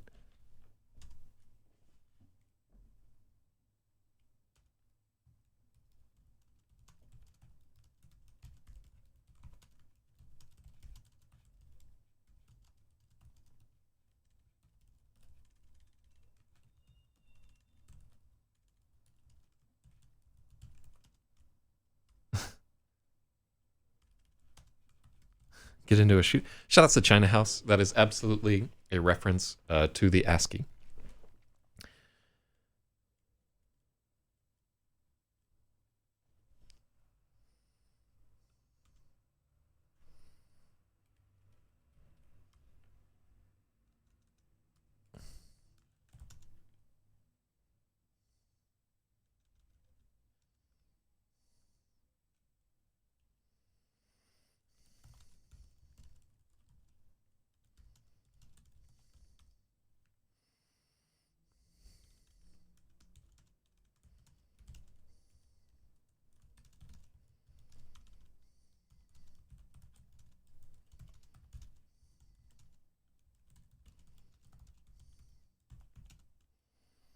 No, I like this change right here. It's such just a little change.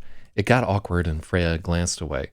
So perfect for that situation, right? And we took just like some wordiness, right? That's like a tiny little change, but it says like I think it really tracks. Like I could absolutely see the situation getting awkward there and her kind of like glancing away, and then her eyes land on the ottoman and she's like, what if I were to bring this gun with me? Like it. I really like it. There's like an economy of words there that really does it for me. And Instead, she reached into her pocket for the star ball and held tight. Okay, so shout outs to the China House Buffet, and we got up to page 520. So we're only 20 pages under our goal.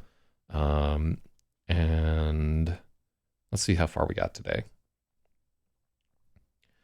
So we began at 511. So we've gotten through 9 pages of editing.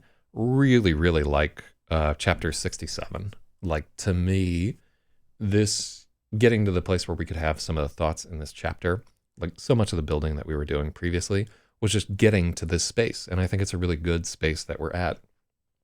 So what I'm going to do here is I would really like to close the gap a little bit. We're going to try and get through, what time is it right now? 6:43. Okay, I'm going to go eat a taco. If you want to hang out for a little bit, I'm going to be gone for about 2 or 3 minutes eating a taco. And then I'm going to take a stab at chapter number 68 because I want to close kinky. I wonder, I would have to send like quite a few, I'd have to like send 3 or 4 texts. But I think if I wanted to go eat someone's pussy, I could probably make it happen this morning. Maybe. Like 50-50. But that's not currently on my agenda. I am much more concerned with getting to chapter 58. Okay, so here's the problem that I have right here. I think there needs to be another inciting incident. And in fact, like this is...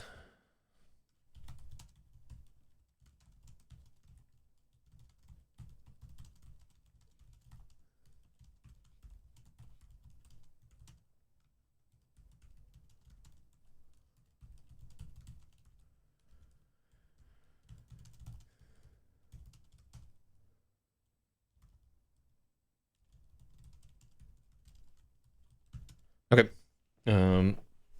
So in a few different ways, we need to make a few changes here.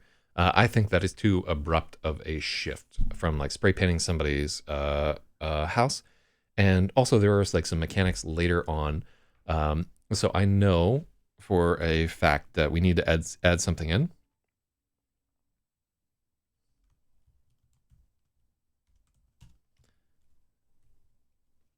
Okay, I don't...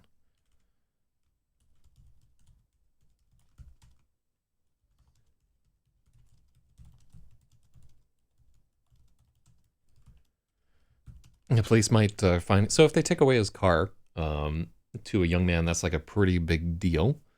And mechanics-wise, I need to justify what's happening here. Let's see.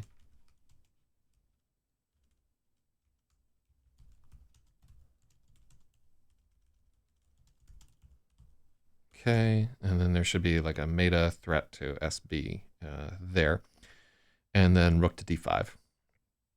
Okay, so give me like a few minutes to eat a taco, and I will return once I am refreshed.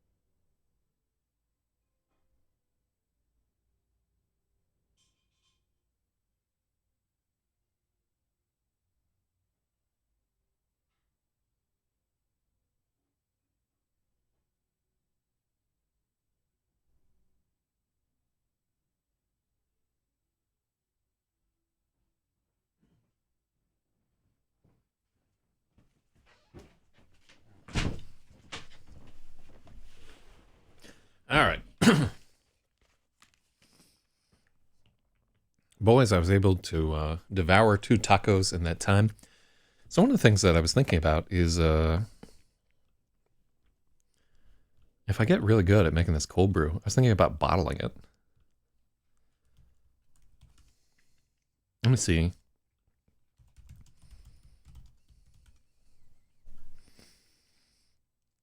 Let me see. Home bottling, flip top. Oh, that would be the easiest right there. So 16-ounce bottles. That'd be cool. I like that there. Yeah, I'd probably do that and make some labels. So I guess swing tops are the way that a lot of people work with this whole thing. Brewing buckets. Kombucha growler bottles. Oh. Huh. Yeah, with like screw-on caps there. So it looks like it's relatively expensive to get a hold of bottles. 12-ounce glass bottles with cork, lids. Huh. So yeah, this is definitely... And this bottle, homebrewing carbonation drops. Huh. I wonder if I could carbonate that old coffee. That'd be awful, honestly. Okay, so there's a CO2 bottler thing. Heat shrink capsules or whatever. I'm not gonna buy this shit like right off the bat. Okay, so there's a manual bottle capper. Okay, so 12 bottles. Yeah, so bottles are like the expensive part here. Oh, I do like the look of some of these though. That'd be kind of fucking fun. Anyhow, then my question is going to be,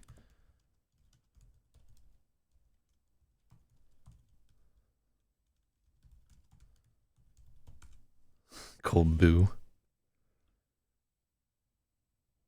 Let's see.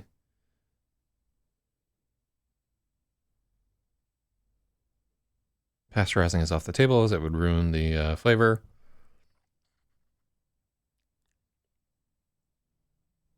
Okay, so isopropyl as a home brewing.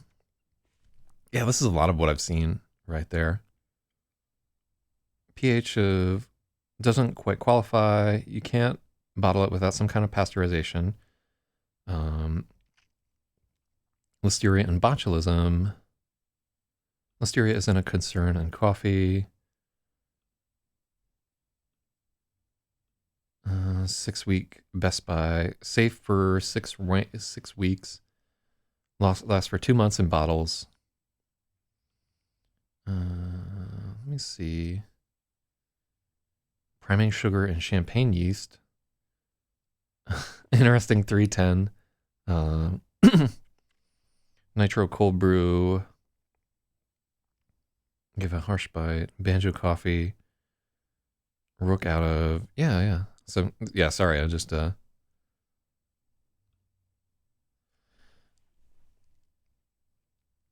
Okay, so that's where they cold brew entrepreneurs. They roast the coffee, they brew the shit, bottling and treatment. Sterilized shell, positive air pressure, air rinse, blows out any particles, dry sterilization.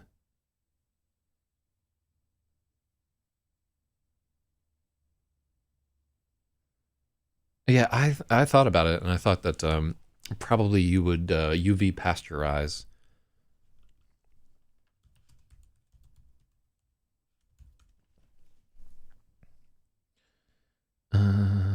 What do they call it? It takes a long time to UV pasteurize shit.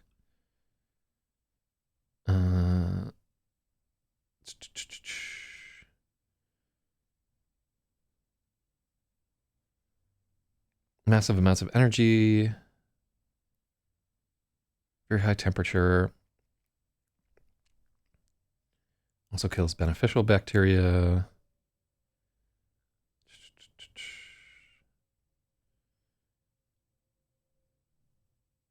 UV light can't penetrate colored and opaque liquids. Oh, okay, so yeah, that can't...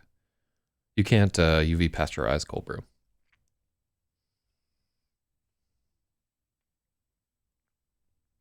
I read this article already, and people said that it wasn't going to be very effective there. And you can't really ultraviolet mean ultra safe. Let me see. Good Nature Pasteurizer. Look at this fucking machine right there. God damn. Oh, that's $40,000. Dissolve some NAD in the bottle brew for high energy workout. That's wild.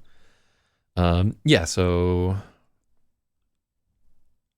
UV light technologies. I wonder how much alcohol I would need to put in it for it to be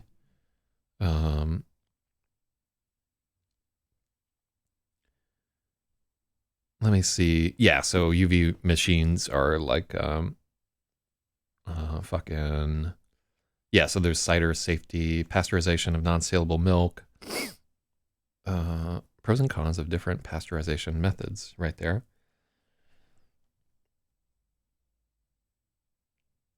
Low temperature, long time pasteurization. Yeah, that's 30 minutes.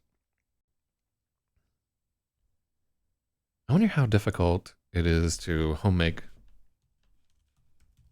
Well, you can't do UV pasteurization. That's right, because it's black. I don't know. I'll check around a little bit. Yeah, like basically, I would just be trying to extend the life of like the bottled product or whatever there. I don't even know. There's no market for it or anything like that.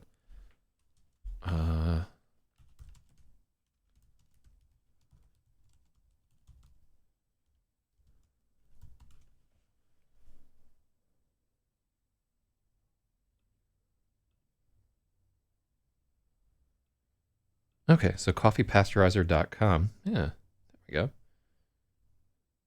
Prepackaged cold brew. Coffee with residual sugar is prone to re-fermentation and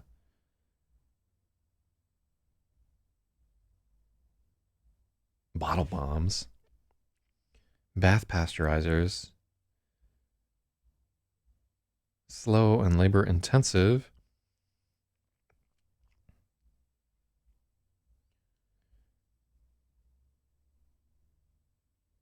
Oh, okay.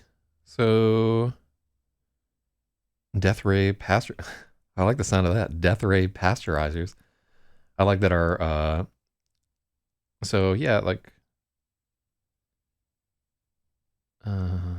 let's see. Death ray pasteurizers. Your product is amazing. Do it yourself bath pasteurizer. Are you canning nitro coffee? The death ray will work for you. Okay. How much does this cost? Oh, it's only $3,700. Well, I'm not doing that. Y'all are just gonna have to suffer. A tankless water heater. Let me see. Death ray unit, pasteurization tub, temperature probe. How big is this fucking tub?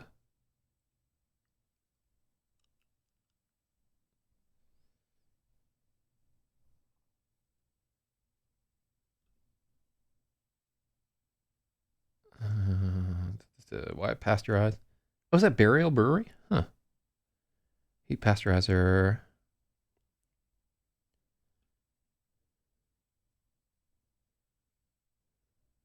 Water filter. Kind of interesting. So pasteurizing 12-ounce cans. So the product temperature, ambient temp 90 degrees Fahrenheit, 16 feet of plumbing lines. It's wild. Tankless water heater. Maintain their warranties. Water heater requirement. What do these guys cost?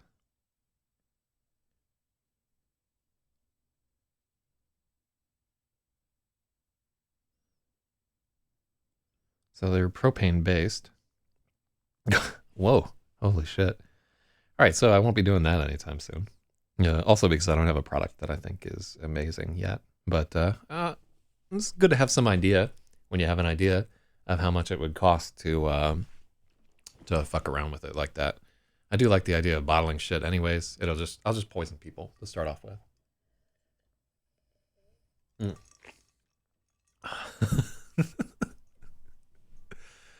Mm. Uh, let's see.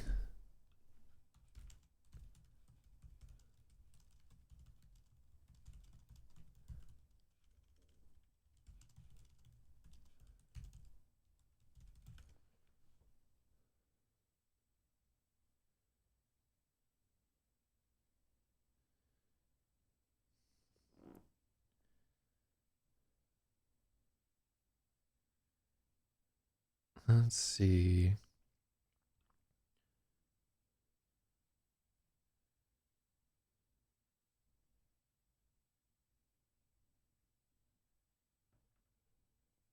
To some extent, the process of making alcohol, I, I would think that it would be too alcoholic. You'd have to be at like 5 or 10% or something like that, and then you'd start getting fucked up. Let's see. Tunnel pasteurizers. What the hell is that?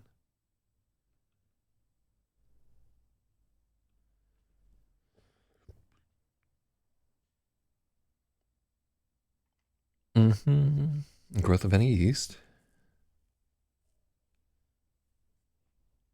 Stored at room temperature for more than a year, or for 120 days.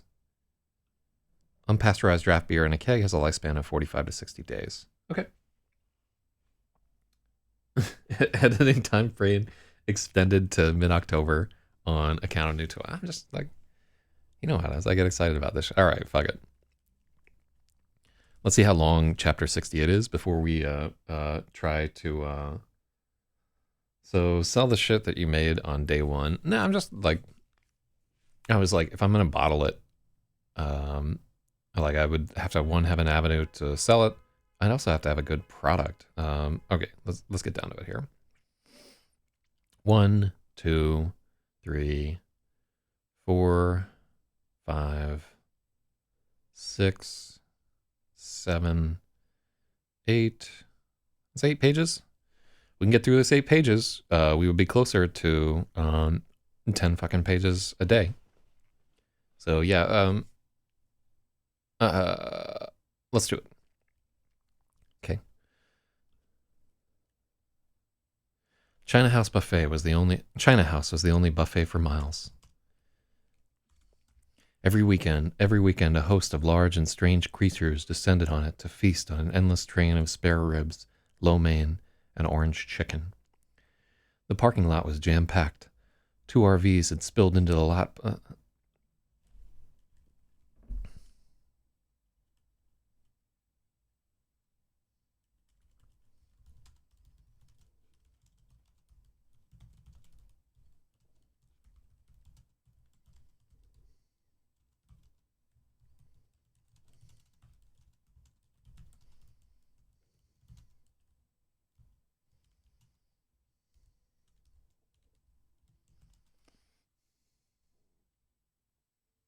Gamer girl, stay awake water.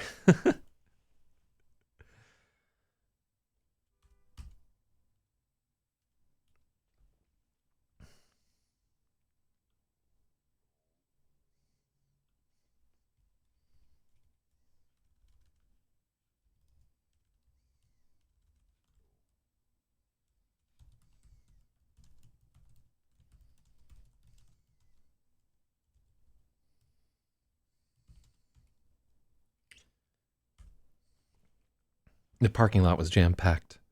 2 RVs.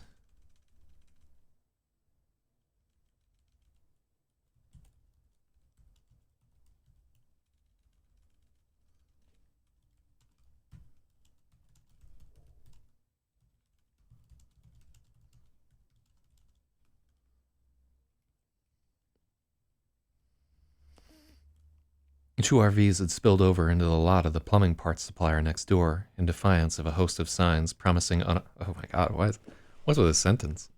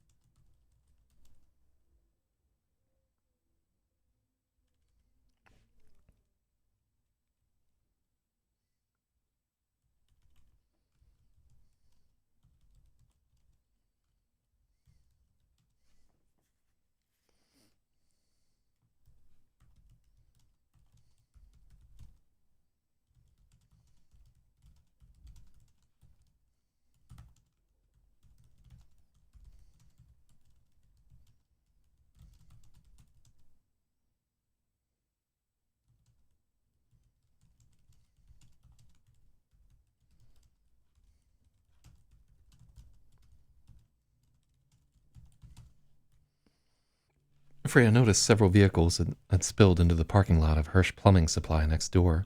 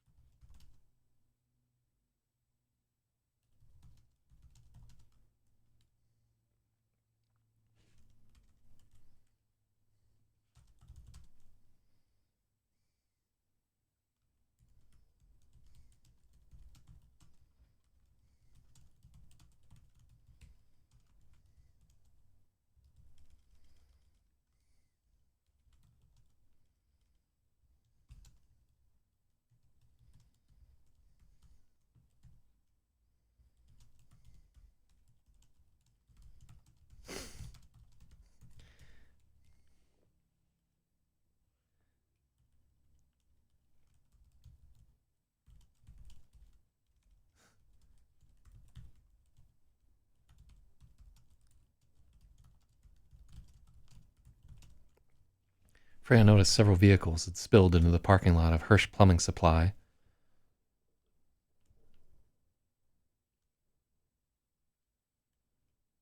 Where violators will be towed signs abounded.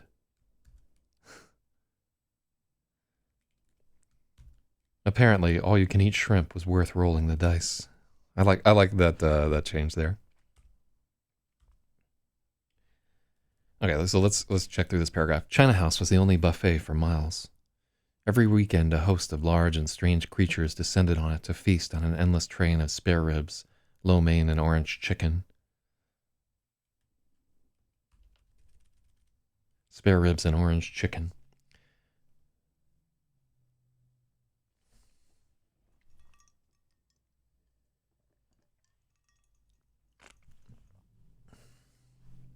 The parking lot was jam-packed.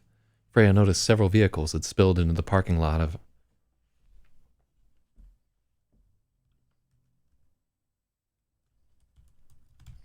into the adjacent lot of Hirsch Plumbing Supply, where violators will be towed signs abounded. Apparently, all-you-can-eat shrimp was worth rolling the dice. I like that. That paragraph says everything that I want to say about China House Buffet in northern Maine. So geek. So crazy. All right, so Karhu tilted his head at Freya, as if to ask if she were sure this was the right place.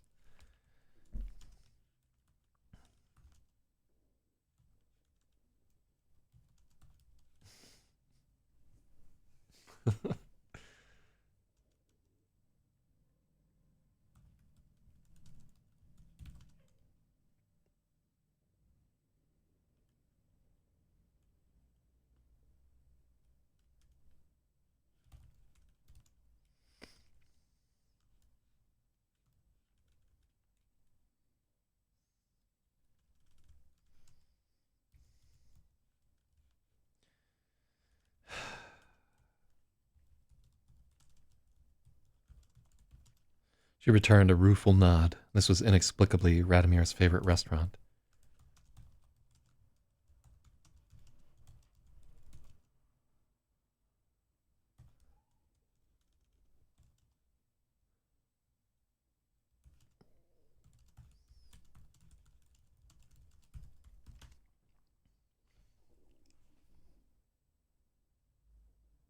I'm here. I'm just having a super deep talk with former best bud. Ooh, former.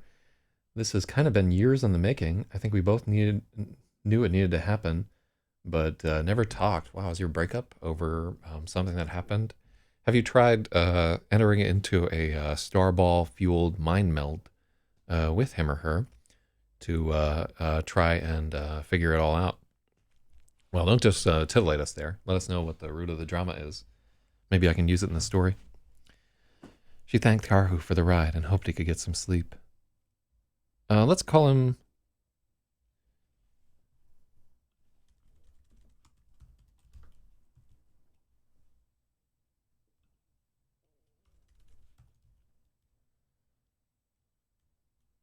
She returned a rueful nod. This was inexplicably Radomir's favorite restaurant. She thanked Oliver for the ride and hoped he could get some sleep. Okay. We are friends again, but we are finally talking about why we had some issues. Huh. So let me make some assumptions here. Like hopefully it wasn't over um somebody that the other person was dating or something like that. Those are the worst. Where like a romantic relationship fucks up an actual friendship. Ugh, hate that shit. Um I've been able to let's see. It wasn't romantic stuff. Huh. Well, that's weird. Then somebody's taking advantage of the other person. It was like a boundary discussion, I would assume. Well, a 77 pack of natural light beer exists and will only cost you $30? Holy shit, a 77 rack. I gotta take a look at that.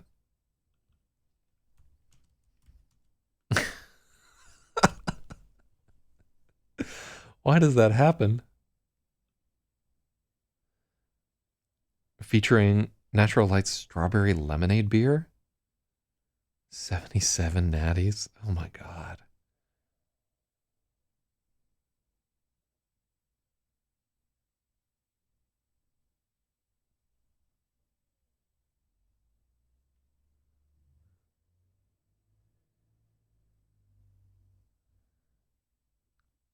They're only for sale in South Padre, Texas, only during spring break. Natter Day story? Uh.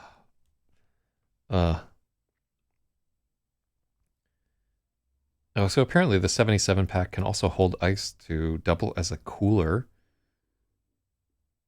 That's awful.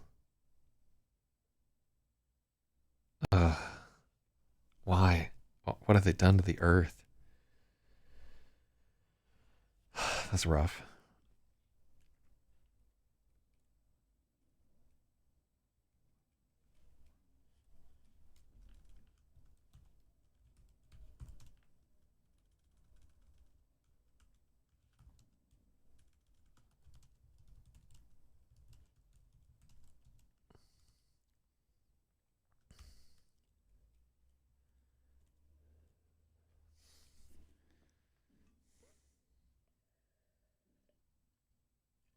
Hmm.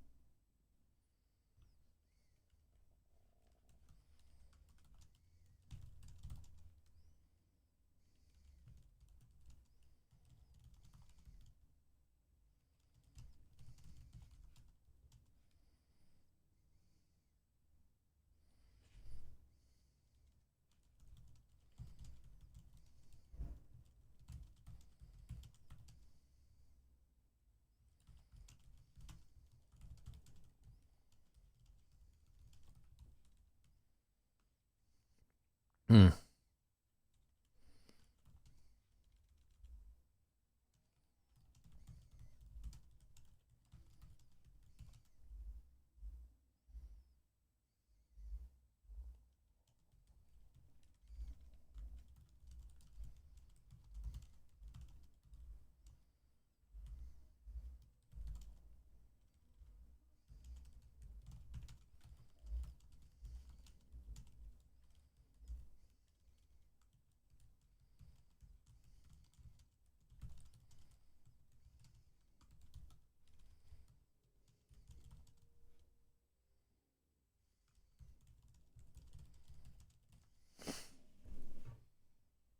Oh, it's emotionally draining me. Yeah, man. Anytime I get into like a big, drawn out discussion about a relationship, afterward, I usually go right the fuck to bed. Uh, Unless there's like some kind of like makeup sex involved, and then I like immediately conk the fuck out. But yeah, just FYI, you could always try makeup sex with your friend. I know it's not a romantic relationship, but it does seem to help. But yeah, I'm with you, man. That fucking some of the hardest things in this world are just dealing with other people.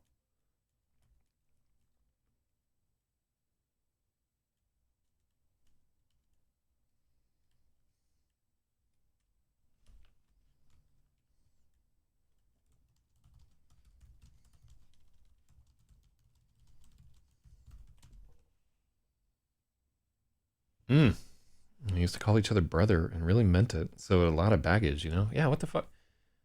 Usually, like a relationship that's that close, um, will break up over drugs for the most part. Um, or somebody like getting in a new relationship and kind of drifting away from somebody else.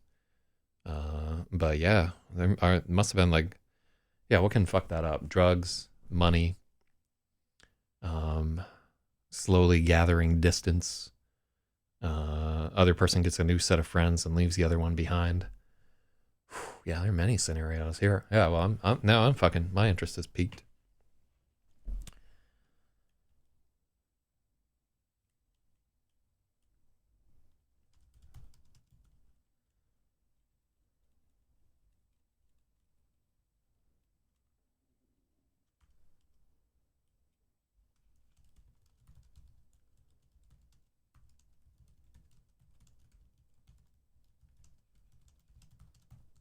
Oh, I think we already used commandeered earlier in the story.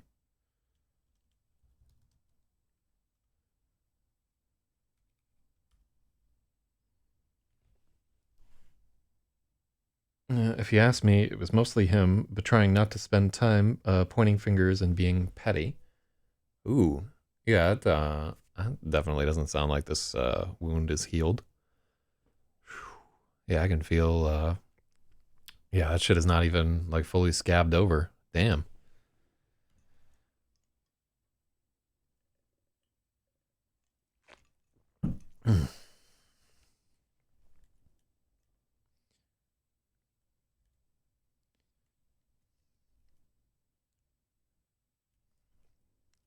Inside the restaurant, her friends were posted at one of the huge round tables.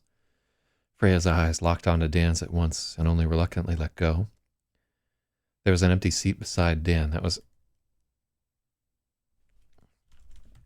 There was an empty seat beside him that was obviously meant for her. Next was Radomir, and Brad and Cameron came after her. Jeanette was to Cameron's left. Her face lit up with a smile when she saw Freya. Tate was next, looking like he was on top of the world. Riley was beside him, sitting close. Immediately, Freya could tell they were together. How had Tate pulled that off? Freya would have bet anything he had no chance.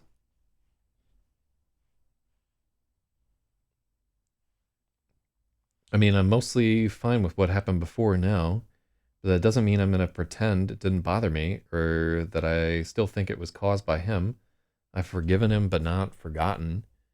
Yeah, I mean, if you feel that way, like, um, yeah, it sounds like your chances of salvaging that relationship are not stellar. But I mean, like, if you just had that discussion, like everything is kind of stirred up, and you may feel differently after you get some sleep into you. Like, you know, the advice of sleeping on something in terms of relationships, always a good idea. Like any decision, a lot of things that are fucked up in the world are are just people making snap decisions in the heat of a moment. And yeah, I sincerely believe that there are just like a lot of things that that just don't have to turn out the way that they do. It'll just take time to build back up. Well, good luck with that. I hope that shit works out for you, man.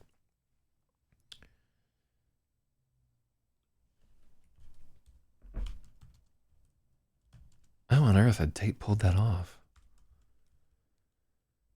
Freya would have bet anything he had no chance. I like that Tate is somehow able to get this. Oh, so Riley, I think her name has to change because there are two Rileys in the story, and two is too many. Um,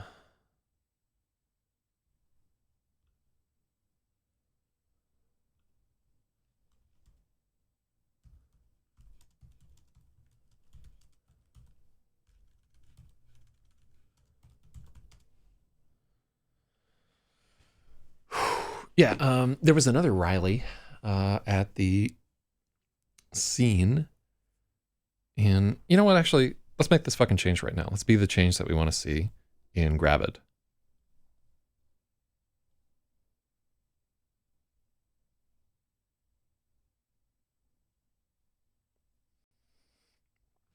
Okay, so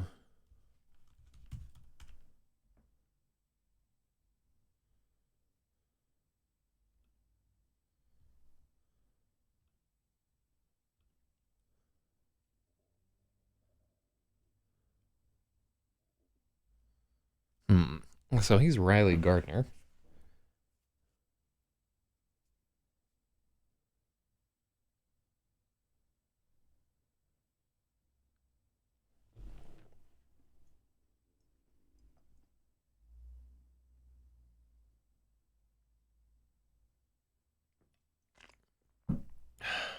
Let's give him a biblical name.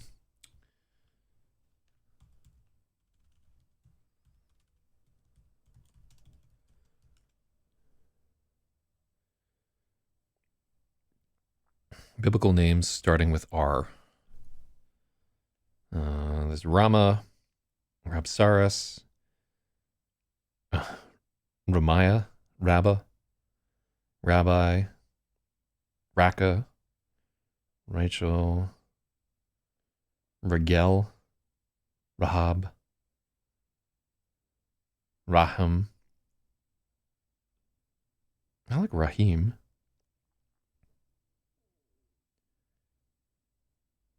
Vain Void.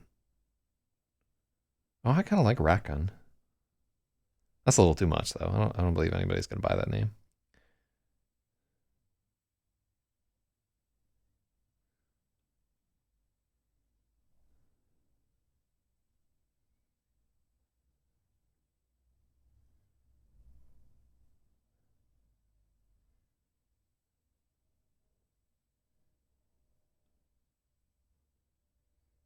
God, they had a lot of fucking names in this old Bible.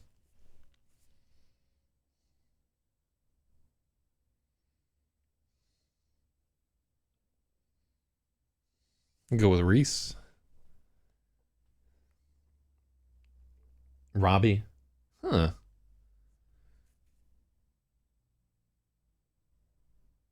Oh, I like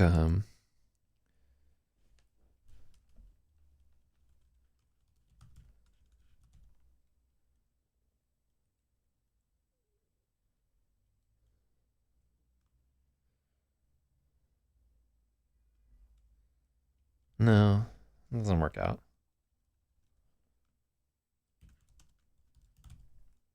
Guy, right? I like it.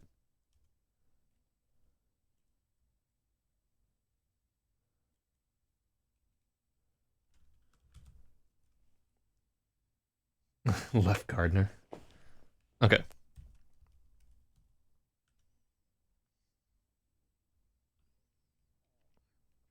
Yeah, like Guy right there.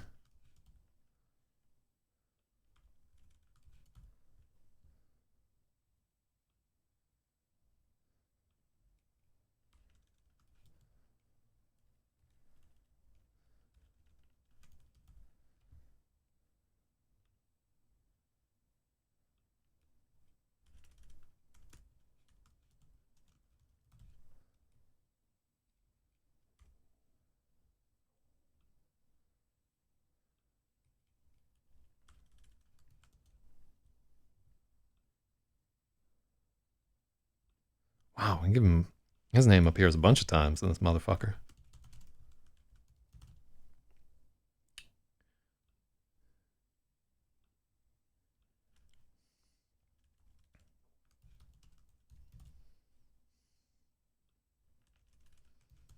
Y'all remember this chapter right here.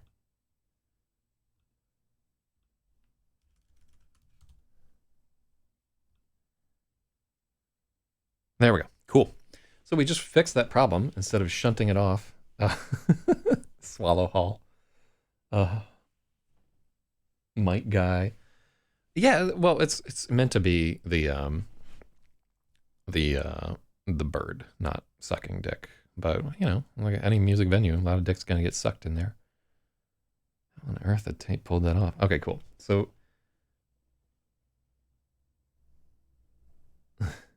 he's required to always be referred to by his full name. Yeah, when some names, when you have uh it fits, like it tracks, right? Somebody when their names are short, like Guy Wright, each of those one syllable, it's like much more like when you say Tom Green or something like that. Names that have like one syllable for each word are much likely to be used as like a full name in casual description, right there. Mm. Dan was still staring at her as if he'd been ensorcelled. Everyone seemed to follow his eyes to Freya, and there was a flurry of giggling. They were so obvious. Radomir stood up, and she gave him a careful hug that was little more than draping her arm around him. He sounded very congested as he greeted her. Rad sounded very congested as he greeted her. There was still tape on either side of his nose, and there were splints inside his nostrils. He told her they would come out in a few days, and his sense of smell was supposed to return within a week or two. The swelling had gone down a great deal, and strangely, he seemed much happier after the terrible beating than he had before it.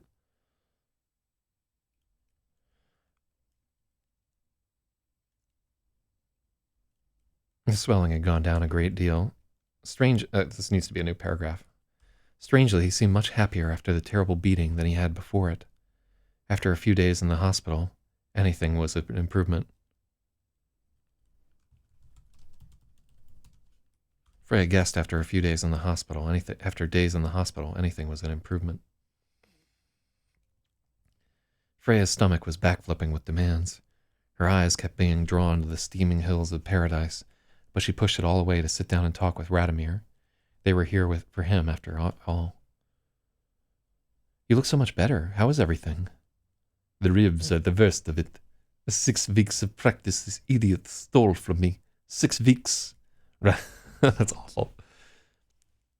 6 weeks, Radomir growled, and a jolt of pain shot across his face. Raising his voice had been a mistake. Jeanette took a sharp breath. Her eyebrows leapt up in concern. It'll be over before you know it, Freya said delicately. She tapped her fingers around her eyes where her own black eye had been.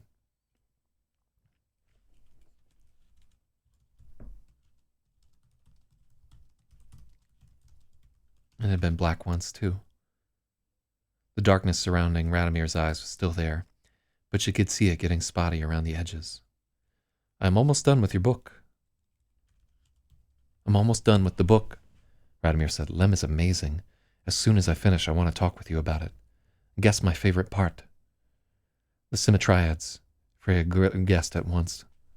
Radomir's face lit up.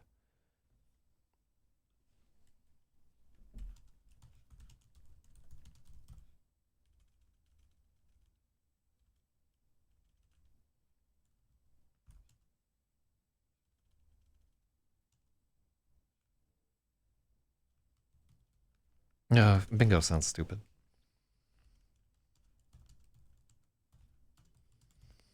Radomir's face lit up. She knew she had it. Yes! I went back and reread that section 3 times. It was all I could think about for the whole day.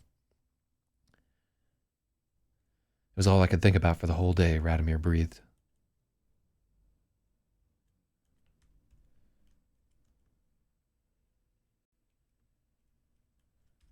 He had a look on his face like she'd done a magic trick. But it hadn't been difficult to figure out. The Simitriads and Solaris were city-sized formations of living plasma that rose kilometers above the sentient ocean, creating forms of incomprehensible complexity.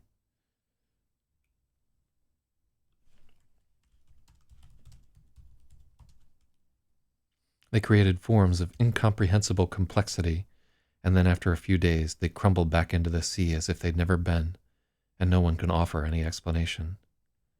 10 years of growing up, 10 years of training, 10 years of dancing, and 30 years of darkness. Despite his pledge to wait until he'd finish, they were swept up into a conversation about the book. This should be. And I'm sorry for the spoilers on Solaris right there. But, Vix. Yeah, but if you haven't read Solaris, oh my god, it's So fucking good. Make sure you get the new translation. Really important.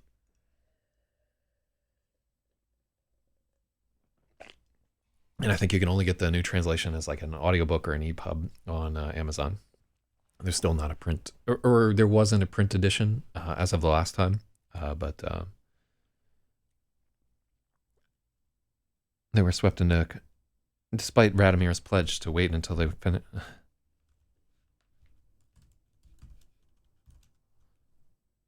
Despite Radomir's pledge to wait until he'd finished reading, they were swept in.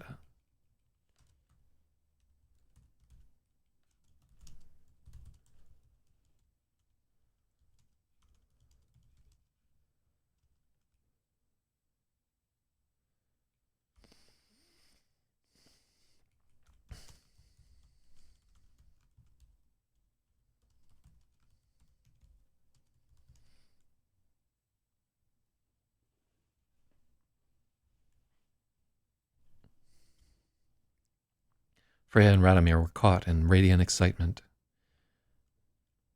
And the radiant excitement of sharing something that had touched them both deeply. They each wanted to say 3 things at once. More than anything, it reminded her of unity, the way a memory seemed new when she felt it with Dan. Beside her, Dan's brow creased as he tried to follow their animated conversation. The rest of the table had been staring at them with no clue what they were talking about. The rest of the table was staring at them with no clue what they were talking about. Nerds, Cameron lowed, and there were a few snorts but no laugh. Radomir's eyes blackened in annoyance. Radomir's blackened eyes blinked in annoyance. Is this too complicated for you, Cameron? Perhaps we should talk of Harry Potter so you can keep up, you dumb muggle.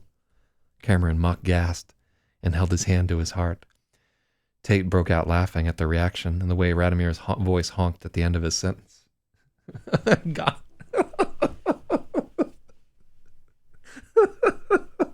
So stupid.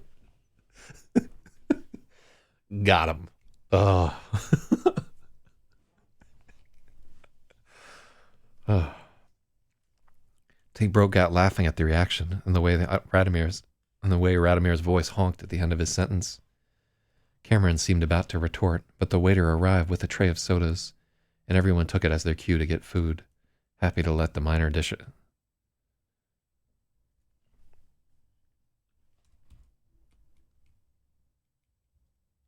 Everyone took it as their cue to get food, happy to let the minor tension dissipate. Freya lingered in her seat to process, feeling slightly overwhelmed. Dan remained with her, and they watched the others swarm the buffet line. She was struck by the way Cameron had made a farce of their conversation, sensing the intensity was making others uncomfortable and skewering them to relieve it. It was the kind of thing she would have been oblivious to before, but now the undercurrents of conversation were impossible to ignore. Really like this right here. I really, really like how her exposure to seeing through Dan's eyes is making her pick up on what others were doing. And a lot of this book, like the early part of it, is her just being completely isolated from everybody else. I find I like really like this character shift.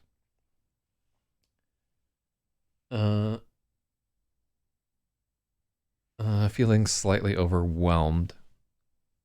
Yeah, we actually can just delete that.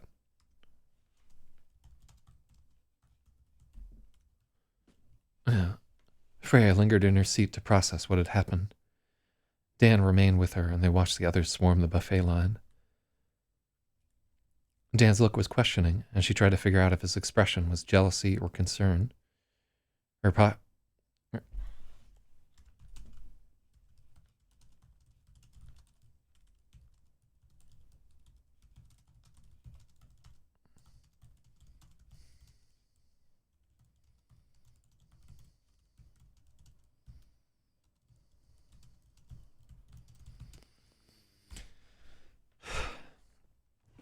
Dan's look was questioning, and she tried to figure out if his expression was jealousy or concern.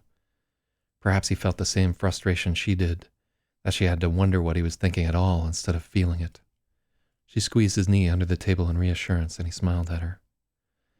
This is so hard, she confided, her voice low, and he nodded in understanding. He took her hand and they sat there, trying to reconcile the morning and the present, but her thoughts were restless and drifting. The way she and Radomir had been geeking out and gushing with enthusiasm over something that had touched them.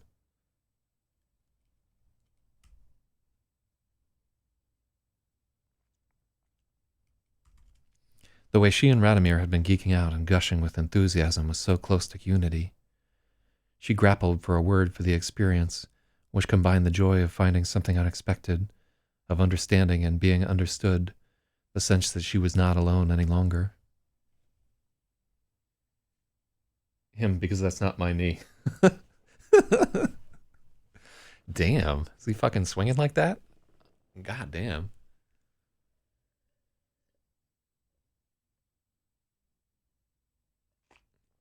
Shoutouts to Dan if that's the case.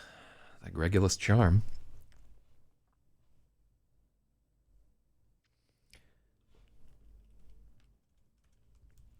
Freya grappled for a word for the experience.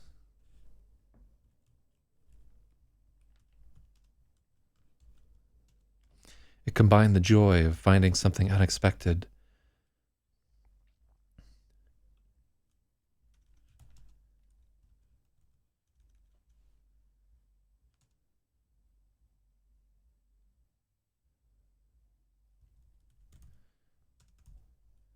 The feeling of understanding and being understood, and the sense that she was not alone any longer. It was a kind of electric sharing, a little like the Norwegian forelsket, but without the romance that implied.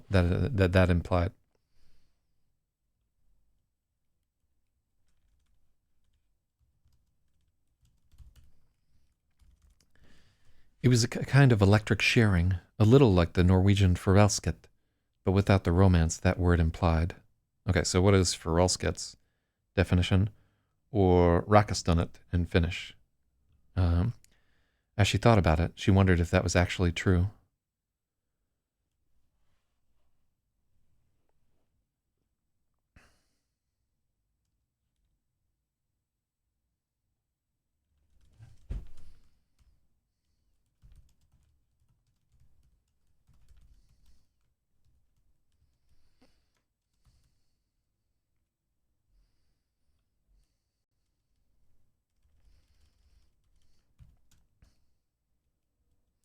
All through middle school, Freya had a terrible crush on Matt. What grade were they together? I think it was in 8th grade. All through 8th grade, Freya had a terrible crush on Radomir. They were alike in ways she and Dan would never be. She couldn't help but wonder what unity with him would be like, and the thought brought immediate guilt.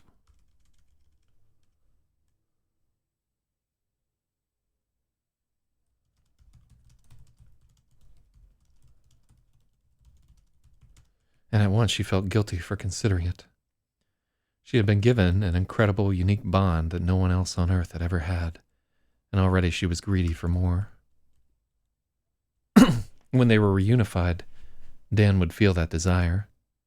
It would carve into him like a knife. Looming over her were the thoughts she'd had that morning, even more strange and forbidden. She couldn't forget them, couldn't deny them. The harder she pushed them away, the stronger they would return. That was the price. It was impossible to conceal who she really was and what she really wanted.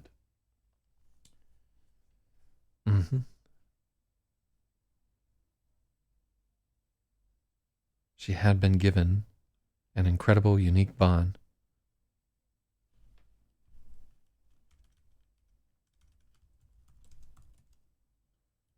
Freya had been given an incredible, unique bond that no one else on earth ever had, and already she was greedy for more. When they were reunified, Dan would feel her desire, and would feel that desire. Don't go there, Dan had hissed at her, but how could she not? She was suddenly aware she was gripping his hand too hard.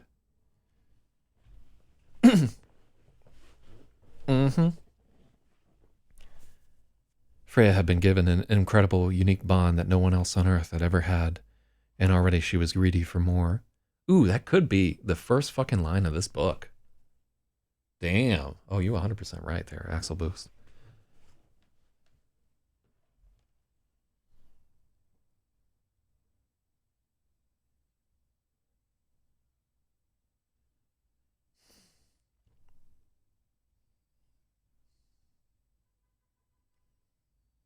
Oh, so what we're gonna do here, we're gonna go back to this intro, uh, freaking sick. Nah, I mean, like I like where the book starts, you know, but 90% of people would keep reading. Um, yeah, so I think the book starts with a chapter on the Starball there.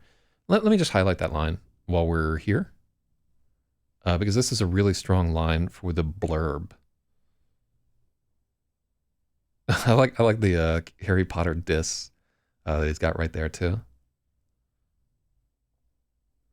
Love this part where she's trying to give a name.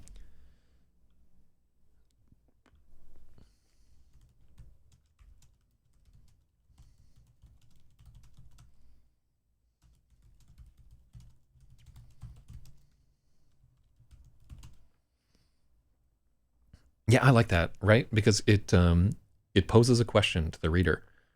Freya has been given this incredible unique bond that no one else on Earth ever had. And then it shows tension in the line. Already, she's greedy for more. Mm, that's a story that somebody wants to read right there. Good call on holds that one. Rostatio. All right, that's a solid one right there. Really agree 100% that that's not. Okay, so we have to go back to here, right?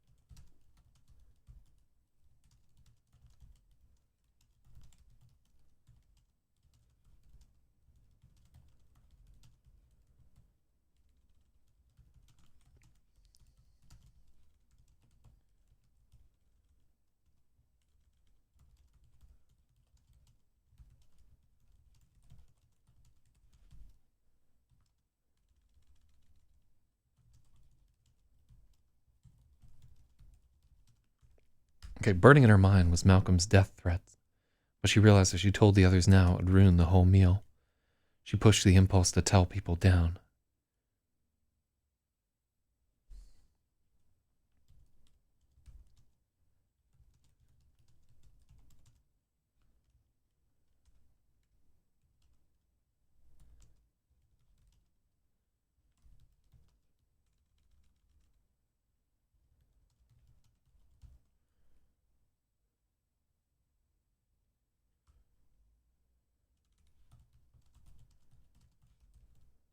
Burning in her mind was Malcolm's death threat, but Freya realized if she told the others now, it would ruin the whole meal. She pushed the impulse to share what had happened down. She would tell them later. Okay, finally reached the end of the makeup talk. Well, I hope that shit worked out well for you there. Yeah, like as I like think back about the friendships that I've lost over the years, there aren't like too many where I'm happy that they're over.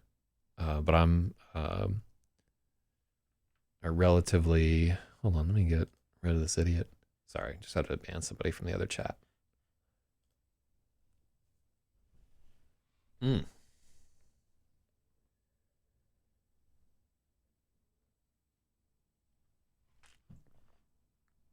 No.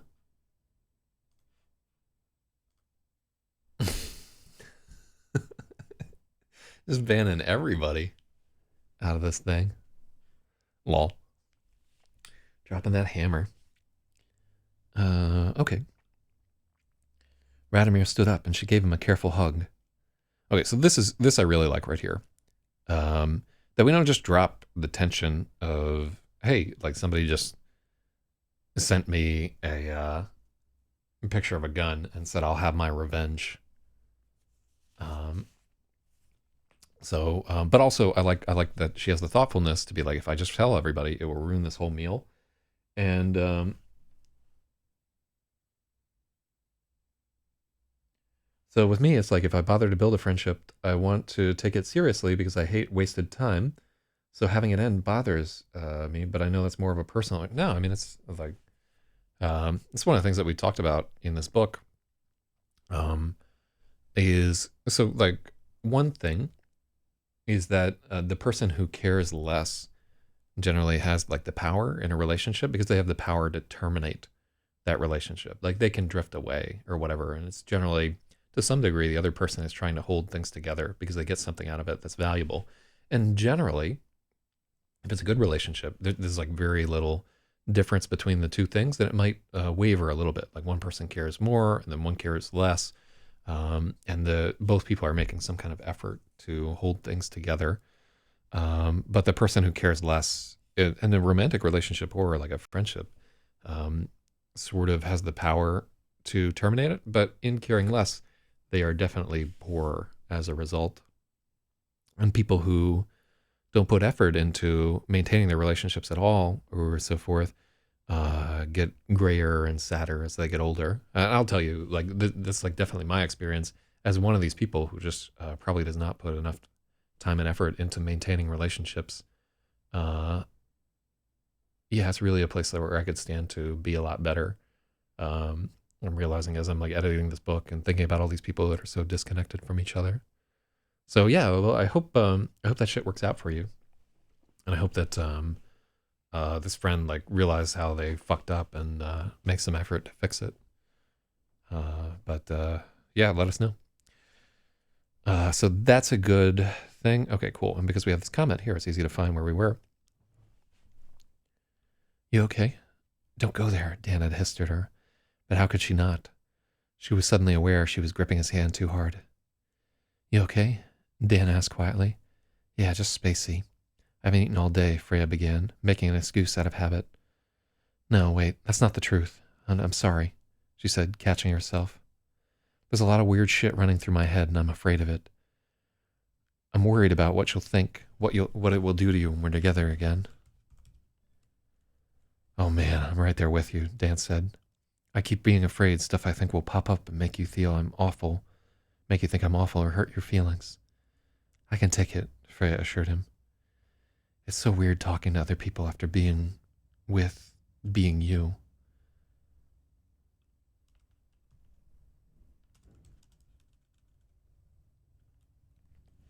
Normal conversation is so difficult and incomplete. He looked at their friends joking in line as they inched forward with their plates. Their eyes met.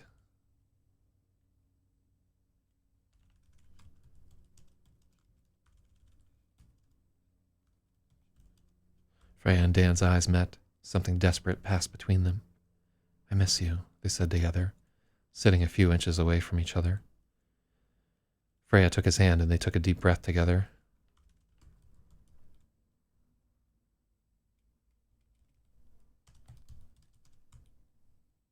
And they shared a deep breath. For a moment, they were both afraid the unity was about to begin right that instant. For a moment, they were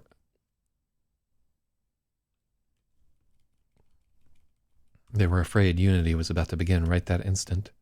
Neither felt ready, but they were only close.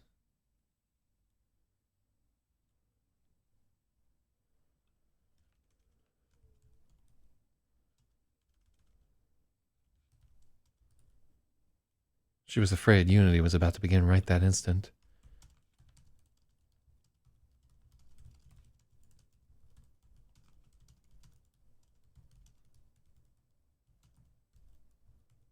But it was only ordinary closeness. Let's get food before I die, Freya joked. They joined their place on the line. Cool. Cool. Let me see. Hard not to ship them. I mean, can we really be shipping them? I mean, they are the characters that are already like the romantic lead in it. Are you talking about shipping Freya and Radomir, or like where does the shipping come in? Uh, Let me see. Yeah, they're kind of cute together. You know what I mean? Um,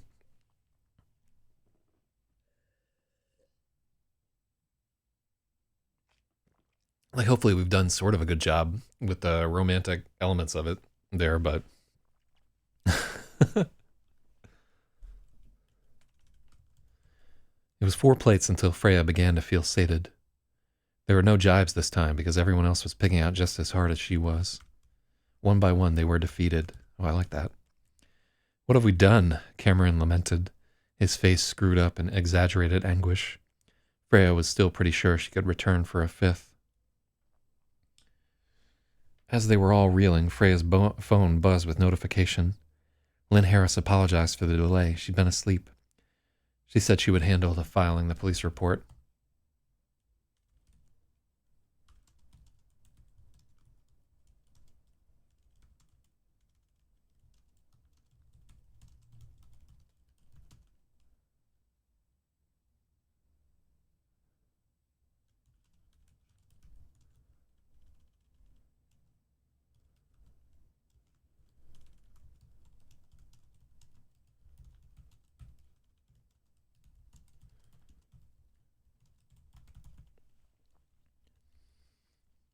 As they were all reeling, Freya's phone buzzed with a notification.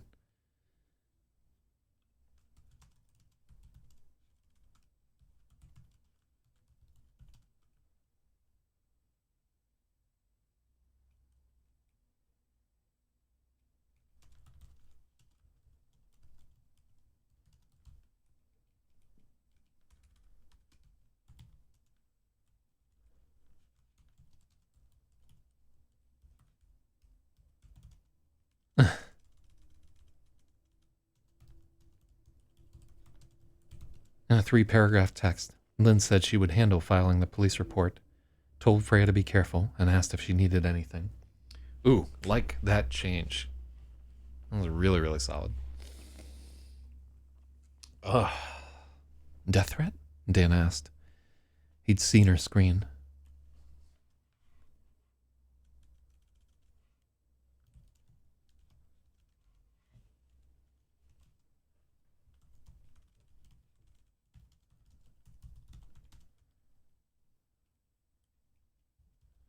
Freya felt a moment of pique. She hadn't want to bring it up here, but everyone had heard him. She pulled up the text with the pistol and showed the rest of the table, watching everyone's postures stiffen. Is that a real gun? Riley asked. I think so, Freya said. I can't read the writing on the barrel. Let me see, Brad said, and she slid him the phone. That's a Ruger SP-101. It's a 5-shot 357. It's real. Brad frowned.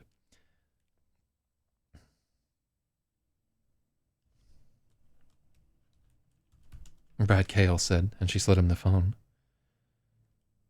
Brad frowned. He and his father owned a small arsenal of weapons. Where did he get it? Tate asked. He's 18. He could have just bought it at Cabela's. This is really fucked up. You might just want to skip town until they catch him.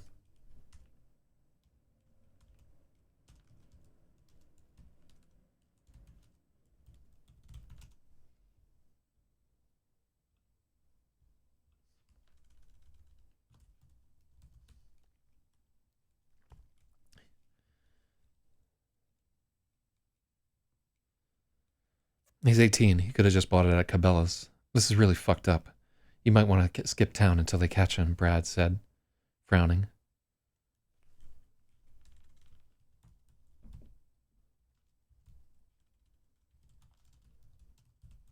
With a deep frown. Frown is such a weird-looking word. Skip town? Freya repeated. She couldn't really process the idea.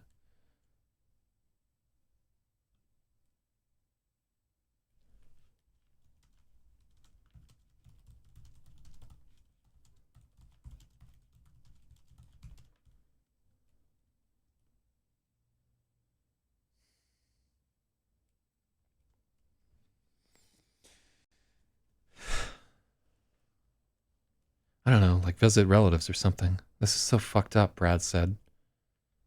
That's Dan's move, rubbing the back of his head.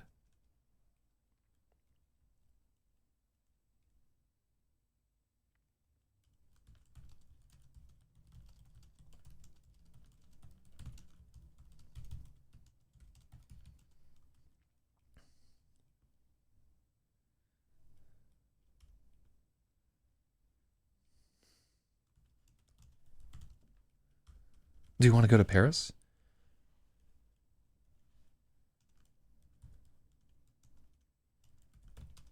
Do you want to go to Paris? Freya asked. Je n'ai pas français, he said, with a rueful shrug.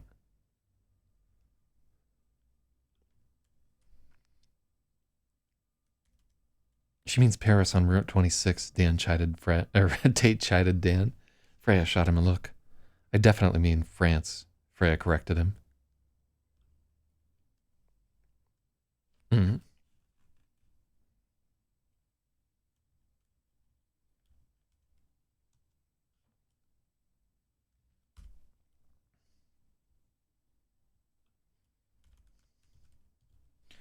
I definitely mean France, Freya corrected Tate. I'm for real. Let's go. The table was quiet for a second. She'd said it a little too emphatically and come across as desperate. I would in a heartbeat, Dan said, rescuing her from the awkwardness. But I don't have a passport. The Paris here has a bowling alley, Tate offered. I'd rather get shot. Thanks.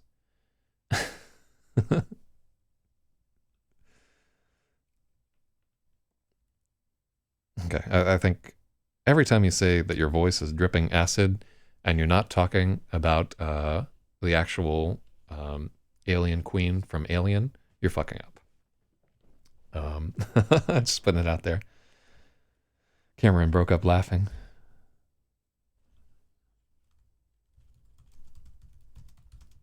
Freya rolled her eyes. Cameron broke up laughing while Jeanette's mouth made an O in surprise. Let's all go to New York for a week, Radomir said. I want to go to the New York Ballet. That's George Balanchine's theater. I'll go, Jeanette chimed in. Jeanette chimed in with naked enthusiasm, and Freya smiled at the color that rose to her cheeks afterward. She was surprised to see the hint of a smile on Radomir's face, too, his eyes on Jeanette as she looked away. Maybe the beating had broken his shell as well as his nose. The idea danced in front of them, bright and enticing, but it was just a daydream. Radomir was still hurt. He'd been fading visibly as the meal went on. There was no way anyone's parents would let them blow off school for a week to go to New York on their own. But for a second, Freya could see them all piling into Brad's Explorer and driving 8 hours to New York City, laughing like fools. They could walk across the Brooklyn Bridge and take the Staten Island ferry past the Statue of Liberty, all the things she'd done with Randall. She could picture the rapturous look on Radomir's face at the ballet. Rapturous, yeah. Ooh, I'm really on the fence of keeping rapturous, because rapt is like, we've used rap before in the book. Rapturous is very different than rapt, but it may be too far. I'm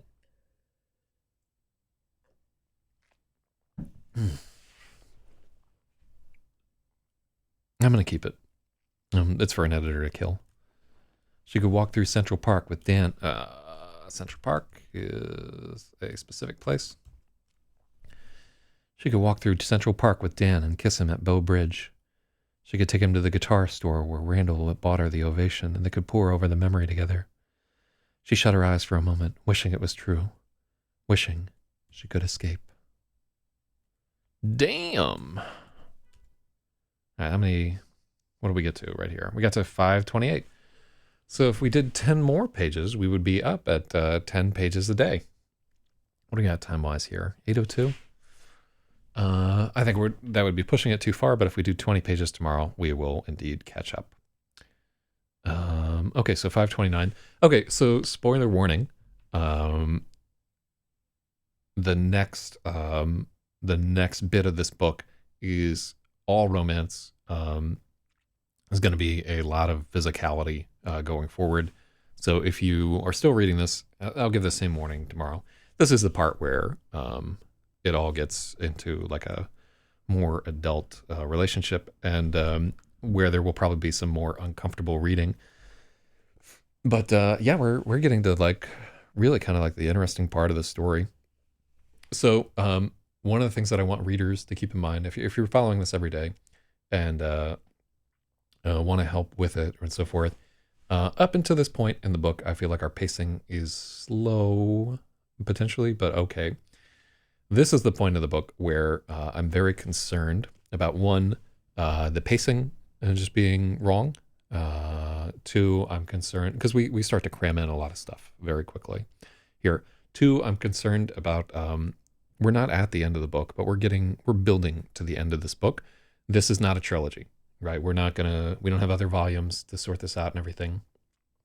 This book needs to conclude with a satisfying ending to all of the threads that readers want to have concluded. I don't want this to be another one of my books where people were left like wondering what the fuck went down. I want definite conclusions for all these threads. I want people to feel like they understand what's happening to all these characters, and there might just be like 1 or 2 things that they're wondering at the end of it. But so here is where I'm hoping for, if you feel like, if you've been following this whole thing or reading through it, this is where I could definitely use critical feedback. So anyhow, getting out of it. Penis pump. All right, so we're now just 10 pages away. Well, although actually we will have to do, we're at page 530. If we do 20 pages tomorrow, we will get up to an average of 10 pages a day. And I feel it's totally within our grasp, although depends on how late I stay out tonight. So shout outs to everybody for tuning in here. Really some great comments, especially from Axel Boost here today. I like that line for the blurb. That could definitely be a back cover copy. And good luck with your own projects and everything. Axel Boost, good luck with fixing that relationship. And we'll be back here again. I feel like we're actually kind of accelerating towards the end of the book, and accelerating in a good way, where we're working harder and longer, but not like plowing through shit in a way that's too fast. So, and I feel like a much stronger editor than I was at the very beginning of this, which I didn't expect. I've never thought of myself as like a decent or even passable editor.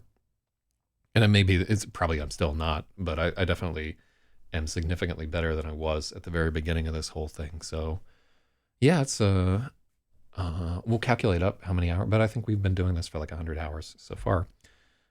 So if I just do 100 times that, I'll be an expert editor. Real talk. Yeah, we'll have to see what comes of that.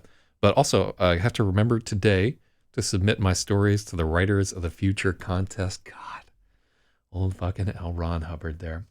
All right, let's get out of here, and penis pump.